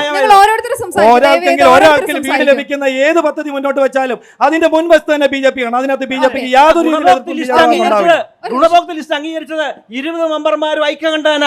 BJP-യുടെ പ്രതിനിധി ഇതുവരെ സദസ്സിൽ നിന്ന് ഉന്നയിച്ച ഒരു ചോദ്യത്തിന് മറുപടി പറഞ്ഞിട്ടില്ല. സദസ്സിൽ നിന്ന് ചോദിച്ച ചോദ്യം PMAY പദ്ധതിയിൽ എത്ര രൂപയാണ് ഒരു വീടിന് കൊടുക്കുന്നത് എന്നുള്ളതാണ്. ഞാൻ പറയാം, ഈ PMAY പദ്ധതിയിൽ അതിന് കൃത്യമായ ഉത്തരം പറയാം. PMAY പദ്ധതിയിൽ 2016 ഞാൻ ഈ ചെറുകിട പഞ്ചായത്ത് മെമ്പറായിരിക്കുന്ന കാലത്ത് എൻ്റെ വാർഡിൽ നിന്നും 13 വീടുകളുടെ ഫോട്ടോ എടുത്ത് അംഗീകാരം നേടി അയച്ച ലിസ്റ്റ് 2019 ആയപ്പോൾ അന്വേഷിച്ചപ്പോഴും ഇപ്പൊ ഇവിടുത്തെ സംസ്ഥാന സർക്കാർ പാസ്സാക്കിയിട്ടില്ല. ഞാൻ പറയട്ടെ ഇന്ന് 2024 ഒരു ലിസ്റ്റ് വരുന്നു. അന്ന് അല്ലെങ്കിൽ ബഹുമാനപ്പെട്ട പ്രസിഡന്റിന് ചോദിക്കട്ടെ, ഇപ്പൊ ചെറുകിട പഞ്ചായത്തിൽ ആ ലിസ്റ്റ് ഉണ്ട്. 2016 കൊടുത്ത ലിസ്റ്റ് പ്രകാരമുള്ള PMAY ലിസ്റ്റ്, അന്ന് അംഗീകരിച്ച ലിസ്റ്റ് ഇന്ന് വന്നപ്പോ ആ വീട്ടുകാരാണ് ഇത്രയും കൊല്ലം കൊണ്ട് പുതിയ വീടുകളിലേക്കും മറ്റും മാറി എന്ന് പ്രസിഡന്റ് സൂചിപ്പിച്ച അതേ ആളുകൾക്ക് പറയാനാണ് BJP ആഗ്രഹിക്കുന്നത്. ആ ആളുകളാണ് എന്നോട് ചോദിക്കുന്നത് തുക എത്രയാണെന്നാണ് ചോദ്യം വന്നത്. തുക ഈ ഏത് കാലഘട്ടത്തിൽ ഈ 2016 അംഗീകരിച്ച കാര്യമാണോ? ഇപ്പോഴത്തെ പറഞ്ഞു. അല്ല, ഞാൻ ചോദിക്കട്ടെ, ഈ 2016 വീട് വന്ന സമയത്ത് ഏതൊരു ഞാൻ പറഞ്ഞുതരാം കേന്ദ്ര അതിന്റെ കൃത്യമായ കാര്യം പറഞ്ഞുതരാം. ഏതൊരു കേന്ദ്ര പദ്ധതി വരുമ്പോഴും പഞ്ചായത്ത് തലത്തിൽ നേരിട്ട് ആ പദ്ധതി നടപ്പിലാക്കാൻ പറ്റില്ല. ബ്ലോക്ക് വരെ കേന്ദ്ര പദ്ധതി വരുള്ളൂ. ഞാൻ പറയട്ടെ സ്വാഭാവികമായിട്ടും അങ്ങനെ ഒരു പദ്ധതി ചെറക്കടവ് പഞ്ചായത്തിൽ നടപ്പിലാക്കണമെന്നെങ്കിൽ ചെറക്കടവ് പഞ്ചായത്തിന്റെ, അതായത് ഏത് ഗ്രാമപഞ്ചായത്താണോ ആ ഗ്രാമപഞ്ചായത്തിന്റെ ഒരു വീതം ഫണ്ട് അതിലിട്ടേ പറ്റുള്ളൂ. അത് നമുക്കറിയാവുന്ന നിയമമാണ്. അതിനാണ് ഇവിടെ ചോദ്യം വന്നത്. എത്ര രൂപയാണ്? 20% താഴെയല്ലേ പഞ്ചായത്ത് ചെറക്കടവ് പഞ്ചായത്തിൽ മാറ്റി വെച്ചിരിക്കുന്ന തുകയായിട്ട് ബഡ്ജറ്റിൽ കാണിച്ചിരിക്കുന്നത്? പിന്നെ ബാക്കി എന്ത് കാര്യത്തിലാണ് ഈ കൃത്യമായ ചോദ്യം ചോദിച്ചതെന്ന് കൂടെ വ്യക്തമാക്കാൻ തയ്യാറാവണം. എന്റെ ചോദ്യം വളരെ ഡയറക്റ്റ് ആണ്. നിങ്ങൾ ഒരു വീട് പണിയാൻ PMAY പദ്ധതി പ്രകാരം കേന്ദ്ര ഗവൺമെന്റ് എത്ര രൂപയാണ്? 70% തുകയും കേന്ദ്ര സർക്കാർ തന്നെയാണ് പങ്കെടുക്കുന്നത്. അല്ലാതെ എങ്ങനെയാണ് വരുന്നത്? ഈ പറയുന്ന 20% തുക മാത്രമാണ് ബ്ലോക്ക് പഞ്ചായത്ത് ഗ്രാമപഞ്ചായത്ത് നൽകുന്നതല്ലേ? ഇത് റെക്കോർഡിക്കലായിട്ടുള്ള കാര്യമല്ലേ? 4 ലക്ഷം രൂപയാണ്. 4 ലക്ഷം രൂപയാണ് വരുന്നത്. അത് ആര് കൊടുക്കുന്നു? കേന്ദ്ര സർക്കാരിന്റെ പദ്ധതി അല്ലേ PMAY? ഒരു മിനിറ്റ്. അങ്ങനെയാണെങ്കിൽ അല്ല, അതിന് കൃത്യമായ ഉത്തരം ഞാൻ പറയാം. അങ്ങനെയാണെങ്കിൽ കേരളത്തിലെ പദ്ധതി എന്തുകൊണ്ട് PMAY ലൈഫ് എന്ന് പേര് മാറ്റി എന്ന് പറഞ്ഞേ? അത് പേര് അല്ല, ലൈഫ് പദ്ധതി എന്തുകൊണ്ട് PMAY ലൈഫ് എന്ന് പേര് മാറ്റേണ്ടി വന്നു എന്നും കൂടെ പറയണമല്ലോ. എന്തുകൊണ്ടാണ് PMAY ലൈഫ് എന്ന് പേര് മാറ്റിയത്? അതും കൂടെ ഒന്ന് പറഞ്ഞേ. സംസ്ഥാന സർക്കാരിന്റെ പണമാണെങ്കിൽ ലൈഫ് പദ്ധതി എന്ന് പറഞ്ഞ് കേരളത്തിൽ നടപ്പാക്കിയാൽ പോരെ? എന്തിനാണ് കേരളത്തിൽ നടപ്പാക്കിയ ലൈഫ് പദ്ധതിക്ക് PMAY ലൈഫ് എന്ന പേര് മാറ്റിയിട്ടാണ്? ഒന്ന് പറയാൻ വേണ്ടി തയ്യാറാവണം. 4 ലക്ഷം രൂപ ഒരു ലൈഫ് വീടിന് കൊടുക്കുമ്പോൾ 72,000 രൂപയാണ് കേന്ദ്ര ഗവൺമെന്റ് നൽകുന്ന പണം. ആ പണം നൽകണമെങ്കിൽ നരേന്ദ്രമോദിയുടെ പടമടക്കം അല്ല, ഞാൻ ചോദിക്കട്ടെ, ഈ ലൈഫ് പദ്ധതിയിൽ സംസ്ഥാന സർക്കാർ പഞ്ചായത്തിന്റെ വിഹിതമല്ലാതെ സംസ്ഥാന സർക്കാർ പഞ്ചായത്തിൽ നിന്ന് കിട്ടുന്ന തനത് ഫണ്ട് അല്ലാതെ ഏത് പണമാണ് നീക്കി വെച്ചത് എന്നും കൂടെ കൃത്യമായിട്ട് പറയാൻ ഈ അവസരത്തിൽ ഏത് പദ്ധതിക്ക് പഞ്ചായത്ത് സംസ്ഥാനത്തിലേക്ക് അടക്കുന്ന പൈസ അല്ലാതെ സംസ്ഥാന സർക്കാർ എത്ര രൂപ മാറ്റി വെക്കുന്നുണ്ട് എന്നുകൂടെ തയ്യാറാവണം. തീർച്ചയായിട്ടും തയ്യാറാവണം. ഞാൻ കൃത്യമായി പറയാം. ഒരു മനുഷ്യനെ സംബന്ധിച്ചിടത്തോളം ആത്മാഭിമാനത്തോടെ അത് തന്നെയാണ് എനിക്ക് പറയാനുള്ളത്.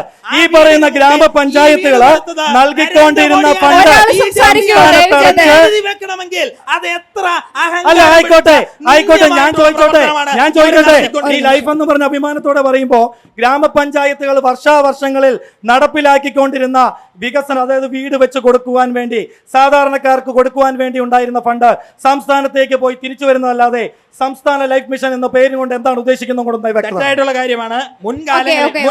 മറുപടി പറയണമല്ലോ. മുൻകാലങ്ങളിൽ ഈ വീട് പണിയുന്നതിനുമായി ബന്ധപ്പെട്ട് പഞ്ചായത്തുകൾക്ക് നൽകാൻ കഴിയുന്ന തുക വളരെ കുറവായിരുന്നു. പരമാവധി പോയാൽ ചിലപ്പോൾ 2 ലക്ഷം രൂപയൊക്കെയാണ് കിട്ടിക്കൊണ്ടിരുന്നത്.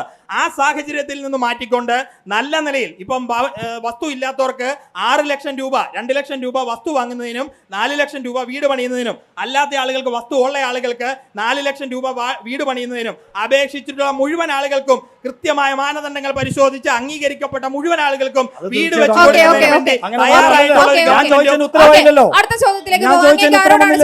എനിക്ക് പഞ്ചായത്തിന്റെ പ്രസിഡന്റിനോടാണ് ചോദിച്ചോളൂ. പ്രസിഡന്റിനോട് എനിക്ക് ചോദിക്കാനുള്ളത്, നമ്മുടെ വാട്ടർ അതോറിറ്റിയുടെ ഒരു കെട്ടിടമാണ് പഞ്ചായത്തിന് തൊട്ടു പുറകിൽ. എപ്പോഴും ശ്രദ്ധിക്കുന്നതായിരിക്കാം.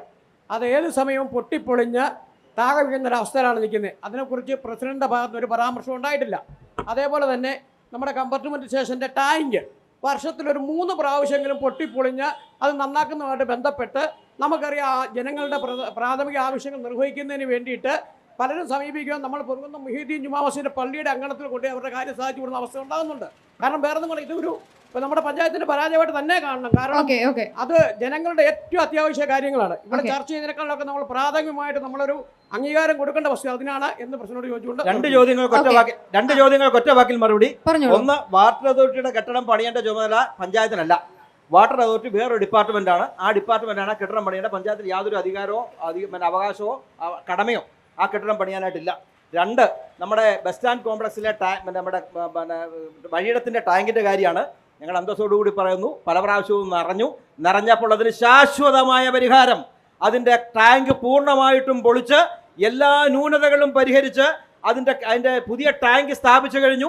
ഇനി അത് നിറഞ്ഞു പോകുന്ന സ്ഥിതിയിലേക്ക് കാര്യങ്ങൾ വരില്ല. വർഷങ്ങളായിട്ട് ഉപയോഗിച്ച മൂലമുണ്ടായ കുഴപ്പമാണ്. അതെല്ലാം പരിഹരിച്ചു. അതിൻ്റെ മണ്ടയിൽ ഒരു ശകലം കട്ടയിടാനുണ്ട്. ആ കട്ടയിടാത്തത് ആ മണ്ണൊന്ന് ഉറയ്ക്കാൻ വേണ്ടിയിട്ടാണ്. മണ്ണൊന്ന് ഉറച്ചാൽ അത് ടൈല് പാകി മനോഹരമായ രീതിയിൽ യാതൊരുവിധ കുഴപ്പമില്ലാതെ നമ്മുടെ വഴിയിടം പ്രവർത്തിച്ച് മുന്നോട്ട് പോകും. ഇടയ്ക്ക് ചില കാലഘട്ടങ്ങളിൽ അതിൻ്റെ ബാത്റൂം പണിത സമയത്ത് മുസ്ലിം പള്ളിയുടെ ഭാഗത്തു നിന്ന് വലിയ സഹായമുണ്ടായിട്ടുണ്ട്. നമ്മുടെ ട്രഷറിയുടെ ഭാഗത്ത് നിന്ന് സഹായമുണ്ട്. അവരെല്ലാം ഞങ്ങൾ ഈ പണിയുടെ ഇടയ്ക്ക് ഇത് ഉപയോഗിക്കാൻ പറ്റാത്ത സമയത്ത് ഇവരെയൊക്കെ ഞങ്ങൾ സമീപിച്ചു. ഇവരൊക്കെ നല്ല രീതിയിൽ സഹായിച്ചിട്ടുണ്ട്. നമ്മുടെ ഹോട്ടൽ ഉടമകൾ നല്ല രീതിയിൽ സഹായിച്ചിട്ടുണ്ട്. നന്ദിയോടുകൂടി സ്മരിക്കും. ഒരു ചോദ്യം കൂടി ആരോടാണ് ചോദിക്കാനുള്ളത്? എനിക്ക് BJP-യുടെ UDF-ന്റെ പ്രതിനിധികളാണ്. ചോദിച്ചോളൂ. ഇവർ PMAയുടെ ലൈഫിന്റെ പ്രശ്നങ്ങൾ കോരങ്ങളായി സംസാരിച്ചു. എനിക്ക് അവരോട് രണ്ടുപേരോടും എനിക്ക് രണ്ടുപേരുടെ സുഹൃത്തുക്കളാണ്. എനിക്ക് പറയാനുള്ള അവർ ആ പദ്ധതിയെക്കുറിച്ച് ആദ്യം തന്നെ പഠിക്കണം. കൃത്യമായിട്ട് ഇത് പറയുന്നത് എന്താണെന്ന് ചോദിച്ചു കഴിഞ്ഞാൽ, ഞാനൊരു ബ്ലോക്ക് പഞ്ചായത്തിൻ്റെ ജനപ്രതി എന്നതിൽ എനിക്ക് കൃത്യമായിട്ട് അറിയാം. ചെറുക്കട ആകെ ബ്ലോക്ക് പഞ്ചായത്തിന് കീഴിൽ 101 PMAയുടെ വീടുകൾക്ക് വന്നിരുന്നു. അതിനകത്ത് 99 പേര് എഗ്രിമെന്റ് വെച്ചു. ചെറുക്കട പഞ്ചായത്തിൽ 39 പേരുടെ വീട് പണി പൂർത്തീകരിച്ചു PMAയുമായി ബന്ധപ്പെട്ടുകൊണ്ട്. അതിനകത്ത് ആദ്യം തറ പണിയുന്നതിന് വേണ്ടി ബ്ലോക്ക് പഞ്ചായത്ത് ഫണ്ട് കൊടുത്തു. അതിനുശേഷം ചെറുക്കട ഗ്രാമപഞ്ചായത്ത് ഫണ്ട് കൊടുത്തു. അതിനുശേഷം ജില്ലാ പഞ്ചായത്ത് ഫണ്ട് അനുവദിച്ചു. 72,000 രൂപ കേന്ദ്ര സർക്കാരിന്റെ വിഹിതം അവർക്ക് കിട്ടാത്തതുകൊണ്ട് അവർക്ക് കംപ്ലീഷൻ സർട്ടിഫിക്കറ്റ് എടുക്കാതെ കയറി താമസിക്കാൻ മേലാതെ കിടക്കുന്ന 1 വർഷമായിട്ട് കിടക്കുന്ന 39 വീട് ചെറുക്കട ഗ്രാമപഞ്ചായത്തിലുണ്ട്. ബ്ലോക്ക് പഞ്ചായത്തിൽ 99 വീടുണ്ട് എന്നുള്ളത് അവർ യഥാർത്ഥം മനസ്സിലാക്കണം. ആ പൈസ കിട്ടിയാൽ അത് ഇവർ കിട്ടിയിട്ടില്ല. 1 വർഷമായിട്ട് അവർക്ക് 72,000 രൂപ കിട്ടാതെ അവിടെ പണി പൂർത്തീകരിച്ച് കംപ്ലീഷൻ സർട്ടിഫിക്കറ്റ് ആകാത്തതുകൊണ്ട് വീടിന് നമ്പർ എടുക്കാതെ കറണ്ട് കണക്ഷൻ പോലും കിട്ടാതെ കിടക്കുന്ന അവസ്ഥയാണുള്ളതെന്ന് അവർ മനസ്സിലാക്കണം, പഠിക്കണമെന്നാണ് എനിക്ക് അതിനെക്കുറിച്ച് പറയാനുള്ളത്. ഞാൻ ഏറ്റവും ബഹുമാനപ്പെട്ട രവിചേട്ടനോട് ഞങ്ങൾ ഒന്നിച്ച് മെമ്പറുമായിട്ടിരുന്ന ആൾക്കാർ ആ സൗഹൃദം വെച്ചൊരു കാര്യം ചോദിക്കട്ടെ. ഈ കഴിഞ്ഞ കാലങ്ങളിൽ PMI ഞാൻ സൂചിപ്പിച്ചു 2016 കൊടുത്ത ലിസ്റ്റ് 2023 വരുമ്പോൾ രവിചേട്ടൻ പറഞ്ഞ ആ എണ്ണം കറക്റ്റാണെന്ന് എനിക്ക് ബോധ്യമുണ്ട്. പക്ഷേ എനിക്ക് ഒറ്റ ചോദ്യം ചോദിക്കാറുണ്ട്. ഇതേ രവിചേട്ടൻ തന്നെ ഇതേ ലിസ്റ്റ് നോക്കിയിട്ട് ഈ ആളുകളെ കണ്ടുപിടിക്കുവാൻ വേണ്ടി എത്ര ഫോൺ കോളുകൾ വിളിച്ചിട്ടുണ്ട്? ചെറുക്കട പഞ്ചായത്തിൽ കൃത്യമായി ഇന്ന ആളുകളുടെ അഡ്രസ്സ് വിലാസങ്ങളോ രേഖപ്പെടുത്തിയിട്ടുണ്ട്. പല പ്രാവശ്യം BJP ആവശ്യപ്പെട്ട വിഷയമാണ് PMAയുമായി ബന്ധപ്പെട്ട ലിസ്റ്റ് കൃത്യമായി പൂർത്തീകരിച്ച് ആളുകൾക്ക് വീട് നൽകണമെന്നുള്ളത്. കൃത്യമായിട്ട് BJP പഞ്ചായത്തിൽ ആവശ്യപ്പെട്ട വിഷയമാണ്. ഈ വിഷയത്തിൻ്റെ പേരിൽ PMA ലിസ്റ്റ് വന്നപ്പോൾ ഒരു ബ്ലോക്ക് മെമ്പർ എന്നുള്ള രീതിയിൽ കൂടെ ആ ലിസ്റ്റ് പ്രകാരമുള്ള ആളുകൾക്ക് കൃത്യമായി എത്തിച്ചു കൊടുക്കുവാൻ വേണ്ടിയുള്ള സംവിധാനത്തിൽ എത്ര വലിയ ഗുരുതരമായ വീഴ്ചയാണ് വരുത്തിയതെന്ന് കൂടെ പറയാൻ തയ്യാറാവണം. നിങ്ങളുടെ ജനപ്രതികൾ ചെറുക്കട പഞ്ചായത്തിലുള്ള വീടുകളിലെ പോലും കൃത്യമായ രീതിയിൽ ഞാൻ അതിന്റെ ഫണ്ടിന്റെ ഒപ്പിട്ട് കൊടുത്തുകൊണ്ട് അതിന് വേണ്ടുന്ന മുഴുവൻ പ്രവർത്തനങ്ങളും നടത്തിയ ഒരു മെമ്പർ തന്നെയാണ്. ചേട്ടാ ഞാൻ ചോദിക്കട്ടെ, അതുകൊണ്ട് തന്നെയാണ് ഞാൻ കൃത്യമായിട്ട് ചോദിച്ചത്. അതുകൊണ്ട് തന്നെയാണ് കൃത്യമായിട്ട് ഞാൻ പറഞ്ഞത്. ആ പറയുന്ന ആളുകളുടെ ലിസ്റ്റ് കൃത്യമായി ഒരു പഞ്ചായത്തിൽ വാർഡ് തിരിച്ചു കൊടുക്കാതെ കൃത്യമായിട്ട് ആ ആളുകൾക്ക് എത്തണമെന്ന് ഉദ്ദേശമുണ്ടെങ്കിൽ ഞാനത് കൃത്യമായി ആവശ്യപ്പെട്ട വിഷയമാണ്. രവിചേട്ടൻ എന്നോട് അത് ബ്ലോക്കിൽ കൃത്യമായി ഞാൻ സംസാരിച്ച് വാർഡ് തിരിച്ചുള്ള സംവിധാനം ഉണ്ടാക്കാമെന്ന് എന്നോട് പറഞ്ഞ ആളുമാണ്. അതുകൊണ്ടാണ് ഞാൻ കൃത്യമായിട്ട് ഈ വേദിയിൽ അത് കൊടുത്ത ഫണ്ട് നടപ്പിലാക്കാനുള്ള കാര്യത്തിൽ സംസാരിക്കുന്നത്. അപ്പൊ അതുകൊണ്ടാണ് ഞാൻ ഈ വിഷയത്തെ കുറിച്ച് കൃത്യമായിട്ട് പറഞ്ഞത്. ഈ പറയുന്ന വാർഡ് തിരിച്ചുള്ള ലിസ്റ്റ് കൊടുക്കാൻ ബ്ലോക്ക് തയ്യാറാകാത്തതുകൊണ്ട് ഒരുപാട് ഗുണഭോക്താക്കൾക്ക് അതിന്റെ കൃത്യമായിട്ടുള്ള സംവിധാനം ലഭിക്കുന്നത് അടിസ്ഥാനത്തിലാണ് ബ്ലോക്കിൽ ലിസ്റ്റ് ഇടുന്നത്. പഞ്ചായത്ത് അടിസ്ഥാനത്തിൽ ഞാൻ പറഞ്ഞല്ലോ 101 വീടുകൾക്ക് ബ്ലോക്കിൽ ലിസ്റ്റ് വന്നു. 99 പേര് എഗ്രിമെന്റ് വിളിച്ചു. ചെറുക്കട ഗ്രാമപഞ്ചായത്ത് 39 പേര് പണി പൂർത്തീകരിച്ചു. ഈ നിൽക്കുന്ന ഞാൻ ചോദിച്ച സിമ്പിൾ ഒരു കാര്യമാണ്. അറിയാം. ഞാൻ വേറൊരു കാര്യം പറയാം. പിന്നെ എന്റെ സുഹൃത്ത് പൈസ പറഞ്ഞല്ലോ, ഇവിടെ ചെറുക്കട ഗ്രാമപഞ്ചായത്തിൽ ഞങ്ങൾ ഒരുമിച്ചൊരു ഭരണസമിതി ഇരുന്ന പഞ്ചായത്ത് കമ്മിറ്റി ഭരണസമിതിയിൽ ഒരു ഫണ്ടിന്റെ കാര്യം തീരുമാനമെടുത്ത് ടെൻഡർ പിടിച്ച് എഗ്രിമെന്റ് വെച്ച് കഴിയുമ്പോൾ പിറ്റേ ദിവസം പോസ്റ്റും വെച്ച് കൊടിയും വെച്ച് സമരം നടത്തുന്ന പ്രക്രിയയല്ല ഞങ്ങൾക്കുള്ളത്. ചേട്ടാ ചുമ്മാ ആരോപണം നടത്തുമ്പോൾ ചേട്ടാ അടിസ്ഥാനരഹിതമായ ആരോപണങ്ങൾ ആർക്ക് നടത്താം? അടിസ്ഥാനരഹിതമായ ആരോപണം പറഞ്ഞ ചോദ്യത്തിന് ഉത്തരം പറയാം. അല്ലെങ്കിൽ ഞാൻ ചോദിച്ച ചോദ്യത്തിന് ചേട്ടൻ ഉത്തരം പറ.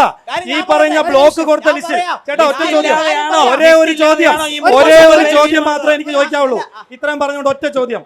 ഈ പറയുന്ന ബ്ലോക്ക് ചെറുക്കടവ് ഗ്രാമപഞ്ചായത്തിന് PMAയുടെ ലിസ്റ്റ് കൊടുത്തപ്പോൾ ആ ലിസ്റ്റിലുള്ള ആളുകൾ വാർഡ് തിരിച്ചോ അല്ലെങ്കിൽ ഒരു പേരും ഒരു വീട്ടുപേരും അല്ലാതെ എന്തെങ്കിലും വിവരം കൊടുക്കാൻ ഈ ബ്ലോക്ക് പഞ്ചായത്ത് തയ്യാറായോ? അതിന് ഉത്തരം പറയണം. അതിന് പറയണം. വാർഡ് വേണ്ട, അവരെ കോൺടാക്ട് ചെയ്യാനുള്ള ഒരു സംവിധാനമെങ്കിലും ഉണ്ടാക്കിയോ? നമ്മൾ എത്ര പ്രാവശ്യം ആവശ്യപ്പെട്ട വിഷയമാണ്. അതിന് ഒരു ന്യായമല്ല പറഞ്ഞത്.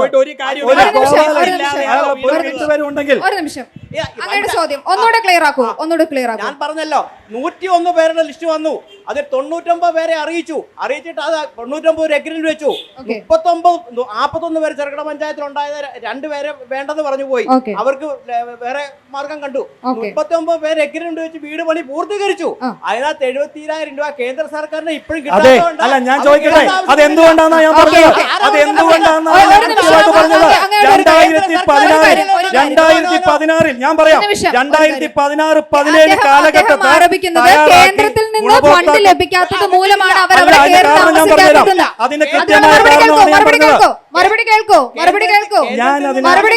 ഞാൻ ഓൾറെഡി കൃത്യമായി പറഞ്ഞു കഴിഞ്ഞു.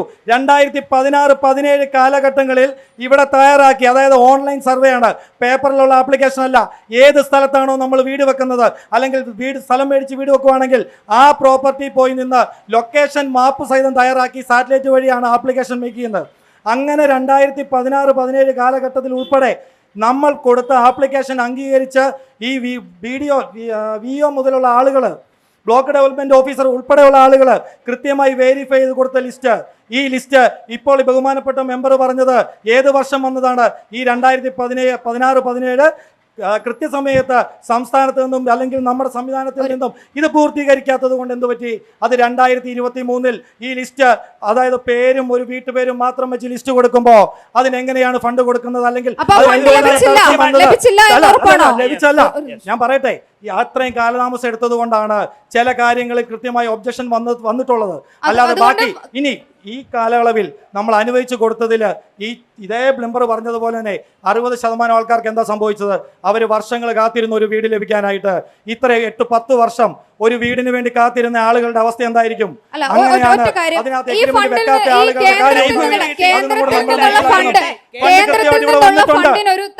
കൃത്യമായിട്ട് തന്നിട്ടുണ്ട്. അത് ഓഡിറ്റ് ചെയ്ത് റിപ്പോർട്ട് കൊടുക്കാത്തതുകൊണ്ടാണ് ആ ഫണ്ട് റിലീസ് ചെയ്ത് കിട്ടാത്തത്. ഈ ഒരു കാര്യത്തിൽ UDF പ്രതിനിധിക്ക് എന്താണ് പറയാനുള്ളത്? ലൈഫ് പദ്ധതി വിഷയങ്ങളെ കൂടുതൽ കോംപ്ലിക്കേറ്റഡ് ആക്കിയിട്ടേ ഉള്ളൂ എന്നാണ് UDFന്റെ വാദം. കാരണം എന്താണെന്ന് വെച്ചാൽ ഈ PMAY, അതായത് പ്രധാനമന്ത്രി ആവാസ് യോജന, ഇതിന് മുമ്പും ഉണ്ടായിരുന്നു. അതിന് മുമ്പും ഉണ്ടായിരുന്ന കാലത്താണ് ഞാൻ പറഞ്ഞു, ഉമ്മൻചാണ്ടിയുടെ കാലത്ത് 4.3 ലക്ഷം വീടുകൾ ഇവിടെ പണിതപ്പോഴും ഈ PMAY ഉണ്ടായിരുന്നു. അപ്പോൾ എന്തായിരുന്നു ചെയ്തിരുന്നതെന്ന് വെച്ചാൽ PMAYയുടെ ഫണ്ട് സംസ്ഥാന സർക്കാർ കളക്ട് ചെയ്യുകയും അത് തദ്ദേശ സ്വയംഭരണ സ്ഥാപനങ്ങൾക്ക് ഭവന നിർമ്മാണ പദ്ധതിക്ക് സ്പെഷ്യലായി നോട്ട് ചെയ്ത് ഡിസ്ട്രിബ്യൂട്ട് ചെയ്യുകയും ചെയ്യും. അപ്പോൾ അതിൻ്റെ ഗുണം ഇപ്പോൾ വൈശാഖൻ ആണെങ്കിലും മറ്റ് പഞ്ചായത്ത് പ്രസിഡന്റ് ആണെങ്കിലും അദ്ദേഹത്തിൻ്റെ വാർഡിൽ ഒരാൾക്ക് വീട് കൊടുക്കണമെങ്കിൽ അവർ വിചാരിച്ചാൽ മതി. ഇപ്പം ഞാൻ ഇവിടുത്തെ നാളെ വാർഡ് മെമ്പർ ആണെങ്കിൽ ഞാൻ വിചാരിച്ചാൽ എനിക്കത് കൊടുക്കാൻ പറ്റും. ഇപ്പോഴെന്ത് ചെയ്യണം? അത് ലൈഫിൻ്റെ സാങ്ഷൻ വേണം. ലൈഫ് സാങ്ഷന് ശേഷം PMAYയുടെ ഫണ്ട് നിങ്ങൾ മേടിക്കാതിരിക്കുകയോ ചെയ്തോ എന്ന് പറഞ്ഞ് ഗുണഭോക്താവിനെ പറഞ്ഞു വിടുകയാണ്. മുമ്പുണ്ടായിരുന്നത് സംസ്ഥാന സർക്കാർ ആ ഉത്തരവാദിത്വം ഏറ്റെടുത്തുകൊണ്ട് ആ ഫണ്ട് കണ്ടെത്തുകയായിരുന്നു. എന്നാൽ ഇപ്പോൾ നിങ്ങൾ കേന്ദ്രത്തിൻ്റെ ഫണ്ട് നിങ്ങൾ മേടിച്ചോളൂ, പഞ്ചായത്തിൻ്റെ ഫണ്ട് ഇവിടുന്ന് തരാം, സംസ്ഥാനത്തിൻ്റെ ഫണ്ട് അവിടെ പോയി മേടിച്ചോളൂ എന്ന് പറഞ്ഞ് ഈ വീട് വെക്കാൻ 4 ലക്ഷം രൂപ മേടിക്കേണ്ടവൻ 40 ലക്ഷം തവണ വിവിധ ഓഫീസുകൾ കയറി ഇറങ്ങേണ്ട ഗതികേടുണ്ട്. അതുകൊണ്ടാണ് ലൈഫ് പദ്ധതി സെൻട്രലൈസ് ചെയ്തത് ശരിയല്ല എന്ന് ഞങ്ങൾ പറഞ്ഞു. ഒരു കാര്യം അദ്ദേഹം പറഞ്ഞു 4 ലക്ഷം രൂപയ്ക്ക് കൊട്ടാര സൗധമായ വീട് പണിയാൻ പറ്റി എന്ന്. 25 ലക്ഷം രൂപയ്ക്ക് മുഖ്യമന്ത്രിയുടെ പശുവിൻ്റെ തൊഴുത്തു പണിയാൻ പറ്റിയില്ലെന്ന് പറഞ്ഞ് കരയുന്ന സർക്കാരാണ് 4 ലക്ഷം രൂപയ്ക്ക് പാവപ്പെട്ടവന് വീട് പണിയാൻ പറ്റും എന്ന് 5 വർഷം മുമ്പ് 3 ലക്ഷം കൊടുത്തിരുന്ന UDF, 10 വർഷം മുമ്പ് 3 ലക്ഷം രൂപ വീതം കൊടുത്തിരുന്ന UDF ഗവൺമെന്റിനെ 10 വർഷം മുമ്പ് ഒരു 3 ലക്ഷവും ഇവിടെ ഒരു ഉമ്മൻചാണ്ടി ഗവൺമെന്റ് കൊടുത്തിട്ടില്ല. നിയമസഭയിൽ LDF മന്ത്രി പറഞ്ഞ കാര്യമാണ്.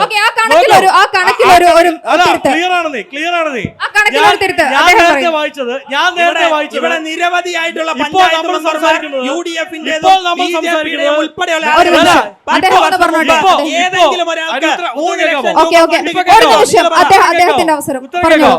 ഇപ്പോൾ നമ്മൾ പറയുന്നത് നാളെ ദൃശ്യ ചാനലിന്റെ ഓഫീസിന് എന്തെങ്കിലും തീ പിടിച്ചാൽ ഈ റെക്കോർഡ് നഷ്ടമാവും. പക്ഷെ നിയമസഭയുടെ കാര്യം അങ്ങനെയല്ല. വളരെ കൃത്യമായി നിയമസഭയിൽ ഇവരുടെ തദ്ദേശ സ്വയംഭരണ വകുപ്പിന്റെ മന്ത്രി KT ജലീൽ 2017 പറഞ്ഞ ഉത്തരമാണ് നിയമസഭാ ഉത്തരത്തിന്റെ കാര്യം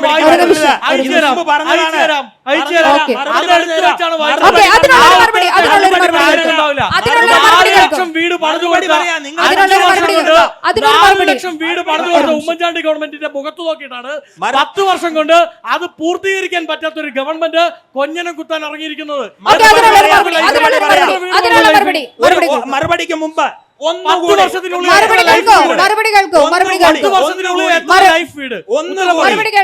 ഒന്നുകൂടി ഈ ദൃശ്യ ചാനലിന്റെ പരിപാടിക്ക് മുമ്പിൽ വെച്ച് ആ മറുപടി അങ്ങൊന്ന് വായിക്കാവോ? കൃത്യമായി വായിക്ക്. വിവിധ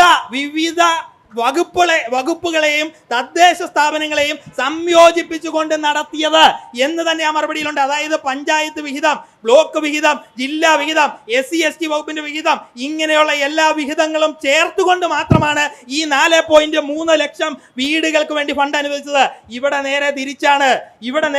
എന്തുകൊണ്ടാ? പണ്ട് കാലത്ത് നമുക്ക് പരമാവധി 1 ലക്ഷം രൂപ 2 ലക്ഷം രൂപയൊക്കെയാണ് ഒരു വീടിന് കിട്ടിയിരുന്നെങ്കിൽ അത് അപര്യാപ്തമാണെന്ന് മനസ്സിലായത് കൊണ്ട് കേന്ദ്ര ഗവൺമെന്റ് കൊടുക്കുന്ന 72 ലക്ഷം രൂപ ഇവിടെ ഇപ്പൊ 5 ലക്ഷത്തോളം ആളുകൾക്ക് കേരളത്തിൽ വീട് കൊടുത്തിട്ടുണ്ട്. 72,000 രൂപ കിട്ടിയത് 1.5 ലക്ഷത്തിൽ താഴെ ആളുകൾക്ക് മാത്രമാണ്. എവിടുന്നാ കൊടുത്തത്? LDF government. അല്ല, ഞങ്ങൾ ആരും പറഞ്ഞില്ല. സംസ്ഥാന ഗവൺമെന്റ് നേരിട്ട് സംസ്ഥാന ഗവൺമെന്റിന്റെ ബഡ്ജറ്റിൽ വകയിരുത്തിയ ഫണ്ടാണ് ഈ 4 ലക്ഷം വീട് പണിതത് UDF കാലത്ത് എന്ന്. സ്വാഭാവികമായും തദ്ദേശ സ്വയംഭരണ സ്ഥാപനങ്ങളുടെയും SC/ST വകുപ്പിന്റെ ഫണ്ട് വകയിരുത്തി തന്നെയാണ്. ഇപ്പോൾ ലൈഫിൽ എങ്ങനെയാ തദ്ദേശ സ്വയംഭരണ സ്ഥാപനങ്ങൾക്ക് അന്ന് ഭവന നിർമ്മാണത്തിന് വേണ്ടി സ്പെഷ്യലി അലോക്കേറ്റ് ചെയ്തിരുന്ന KM മാണി സാർ മന്ത്രിയായിരുന്നു. ഇവിടെ കേരള കോൺഗ്രസ് ഉണ്ടെങ്കിൽ KM മാണി സാറിനെ ഓർക്കണം. KM മാണി സാർ ധനമന്ത്രിയായിരുന്ന സമയത്ത് സ്പെഷ്യലി അലോക്കേഷൻ കൊടുത്ത് ബഡ്ജറ്റിൽ മാറ്റി വെച്ചിരുന്ന പൈസ ഇപ്പോൾ ആ പൈസ കൊടുക്കുന്നില്ല. അത് സംസ്ഥാനം പിടിച്ചു വെക്കുന്നു. അതും ഇത് തമ്മിൽ എന്താ അടുത്ത ഘട്ടത്തിലേക്ക് കടക്കുകയാണ്. അടുത്തതായി ഇപ്പോൾ ഒരു തദ്ദേശ സ്വയംഭരണ തെരഞ്ഞെടുപ്പ് അടുത്തെത്തിയിരിക്കുകയാണ്. നിങ്ങൾക്ക് വീണ്ടും ഒരു അധികാരം ലഭിച്ചു കഴിഞ്ഞാൽ ഈ ചിറക്കടവ് പഞ്ചായത്തിൽ ഇനി എന്തൊക്കെ പുതിയ വികസനങ്ങൾ ഏതൊക്കെ മേഖലയിൽ കൊണ്ടുവരാൻ സാധിക്കും? ആദ്യമായി ഇവിടെ UDF-കാരും BJP-ക്കാരും ഈ ഞങ്ങളുടെ ഭരണസമിതിക്ക് തന്ന അംഗീകാരത്തിന് നന്ദി രേഖപ്പെടുത്തുകയാണ്. ഉദ്ഘാടന മഹാമഹം നടത്താൻ കഴിഞ്ഞുവെന്ന് നിങ്ങൾ തന്നെ സംബന്ധിച്ച് ഞങ്ങളുടെ ഏറ്റവും വലിയ സന്തോഷം. കാരണം കഴിഞ്ഞ 5 വർഷ കാലഘട്ടത്തിലെ ക്രിയാത്മകമായ പ്രവർത്തനങ്ങളുടെ ഫലമാണ് കഴിഞ്ഞ ദിവസം നടന്ന ഉദ്ഘാടനം. അതൊക്കെ വളരെ ഭംഗിയായിട്ട് നടത്താൻ കഴിഞ്ഞു എന്നുള്ളത് നിങ്ങൾ തന്നെ സംബന്ധിച്ച് ഞങ്ങൾക്ക് വല്ല അംഗീകാരമായി മറ്റൊരു അവാർഡായി സജി ചെറിയാൻ എന്ന അവാർഡിനേക്കാളും വലിയൊരു അവാർഡായിട്ട് ഞങ്ങൾ കാണുകയാണ്. പിന്നെ നമ്മളിവിടെ സൂചിപ്പിച്ചത് മറ്റൊരു പ്രധാനപ്പെട്ട കാര്യം ഈ ഗ്രാമീണ റോഡുകളുടെ കാര്യം പറഞ്ഞു. ഗ്രാമീണ റോഡുകളൊക്കെ ഈ സാമ്പത്തിക വർഷം മാർച്ച് മാസം വരെ നിൽക്കിയ സമയം, ആ സമയം കൊണ്ട് പൂർത്തീകരിക്കാവുന്നതാണ് എല്ലാ റോഡുകളും. അതിൻ്റെ എല്ലാ നിർമ്മാണ പ്രവർത്തനങ്ങൾ ഇപ്പം നടന്നുകൊണ്ടിരിക്കുകയാണെന്നുള്ളതാണ് വസ്തുതാപരമായ കാര്യം. ഈ രസകരമായ കാര്യം എന്ന് പറഞ്ഞാൽ ഭരണഘടനാ സാക്ഷരത പൂർണ്ണമല്ല എന്ന് എൻ്റെ പ്രിയപ്പെട്ട സുഹൃത്ത് പറഞ്ഞു. ബഹുമാനപ്പെട്ട കിലയുടെ സർട്ടിഫിക്കറ്റ് നമ്മുടെ ഇരിപ്പുണ്ട്. ആ സർട്ടിഫിക്കറ്റ് ബഹുമാനപ്പെട്ട എൻ്റെ സുഹൃത്ത് ഗോപിയും കൂടി പഞ്ചായത്ത് കമ്മിറ്റി സമ്പൂർണ്ണ ഭരണഘടനാ സാക്ഷരത നേടിയതായി തീരുമാനമെടുത്ത് വെച്ചിട്ടാണ് നമ്മൾ പ്രഖ്യാപിച്ചത്. അന്നേരം അദ്ദേഹം അത് പറഞ്ഞില്ല എന്നുള്ളതാണ് സങ്കടകരമായ കാര്യം. പടനിലത്തെ ഒരു കല്ല് കണ്ടില്ല എന്ന് പറഞ്ഞതിൻ്റെ കാര്യം ഇപ്പം നിങ്ങൾ തന്നെ പറഞ്ഞു. പാതിരാത്രി നിങ്ങൾ അന്വേഷിച്ച് ചെന്ന ആ കല്ല് എവിടെയെന്നറിയാൻ ഉദ്ദേശം ഞങ്ങൾക്കറിയാം. കാരണം ഈ കല്ല് നിങ്ങൾ എടുത്ത് കളയുമെന്ന് ഞങ്ങൾക്കറിയാം.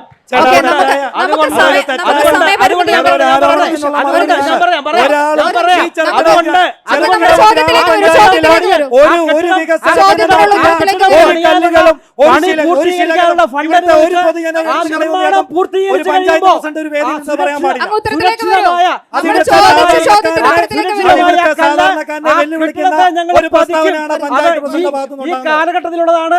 അതിൽ നിങ്ങൾ അസൂയപ്പെട്ടിട്ട് കാര്യമില്ല.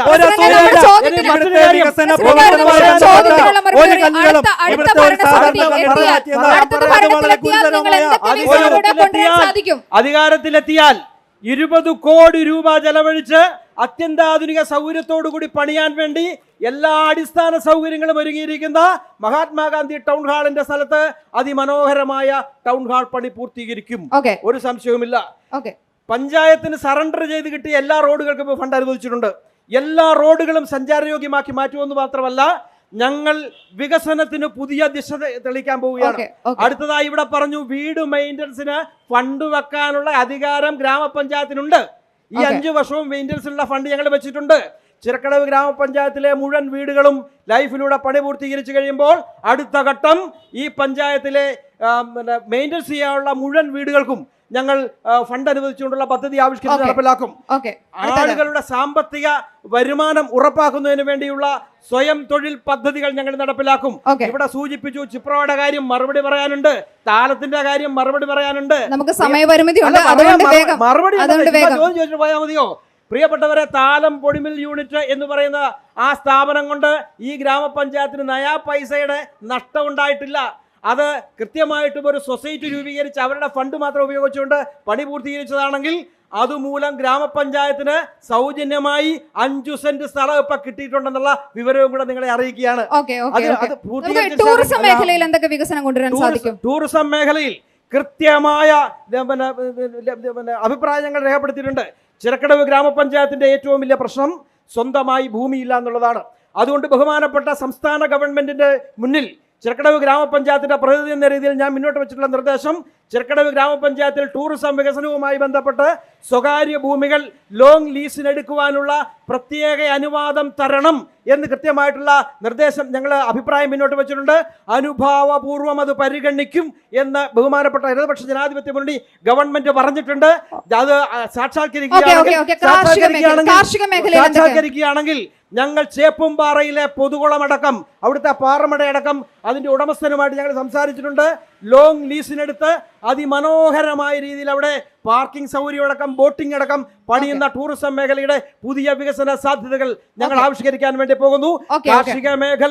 കാർഷിക മേഖലയിൽ ഞങ്ങൾ മുന്നോട്ട് വെക്കുന്ന പ്രധാനപ്പെട്ട ആശയം എന്ന് പറയുന്നത്, സംസ്ഥാന സർക്കാരിൻ്റെ പ്രത്യേക നിർദ്ദേശം കിട്ടുകയാണെങ്കിൽ ഉൽപാദന ചെലവിൻ്റെ ഒരു 10% കൂട്ടി ഈ കാർഷിക ഉൽപ്പന്നങ്ങൾ നേരിട്ട് ഗ്രാമപഞ്ചായത്ത് എടുക്കുന്നതിനും അത് കുറഞ്ഞ വിലയ്ക്ക് ആളുകൾക്ക് നൽകുന്നതിനും വേണ്ടിയുള്ള ഒരു മോഡൽ പ്രോജക്റ്റ് കാർഷിക മേഖലയിൽ കൊണ്ടുവരാൻ വേണ്ടി എല്ലാ മേഖലയിലും നല്ല രീതിയിലുള്ള വികസനം കൊണ്ടുവരാൻ സാധിക്കും. എല്ലാ മേഖലയിലും നല്ലതായുള്ള വികസനം നടക്കാൻ പറ്റി.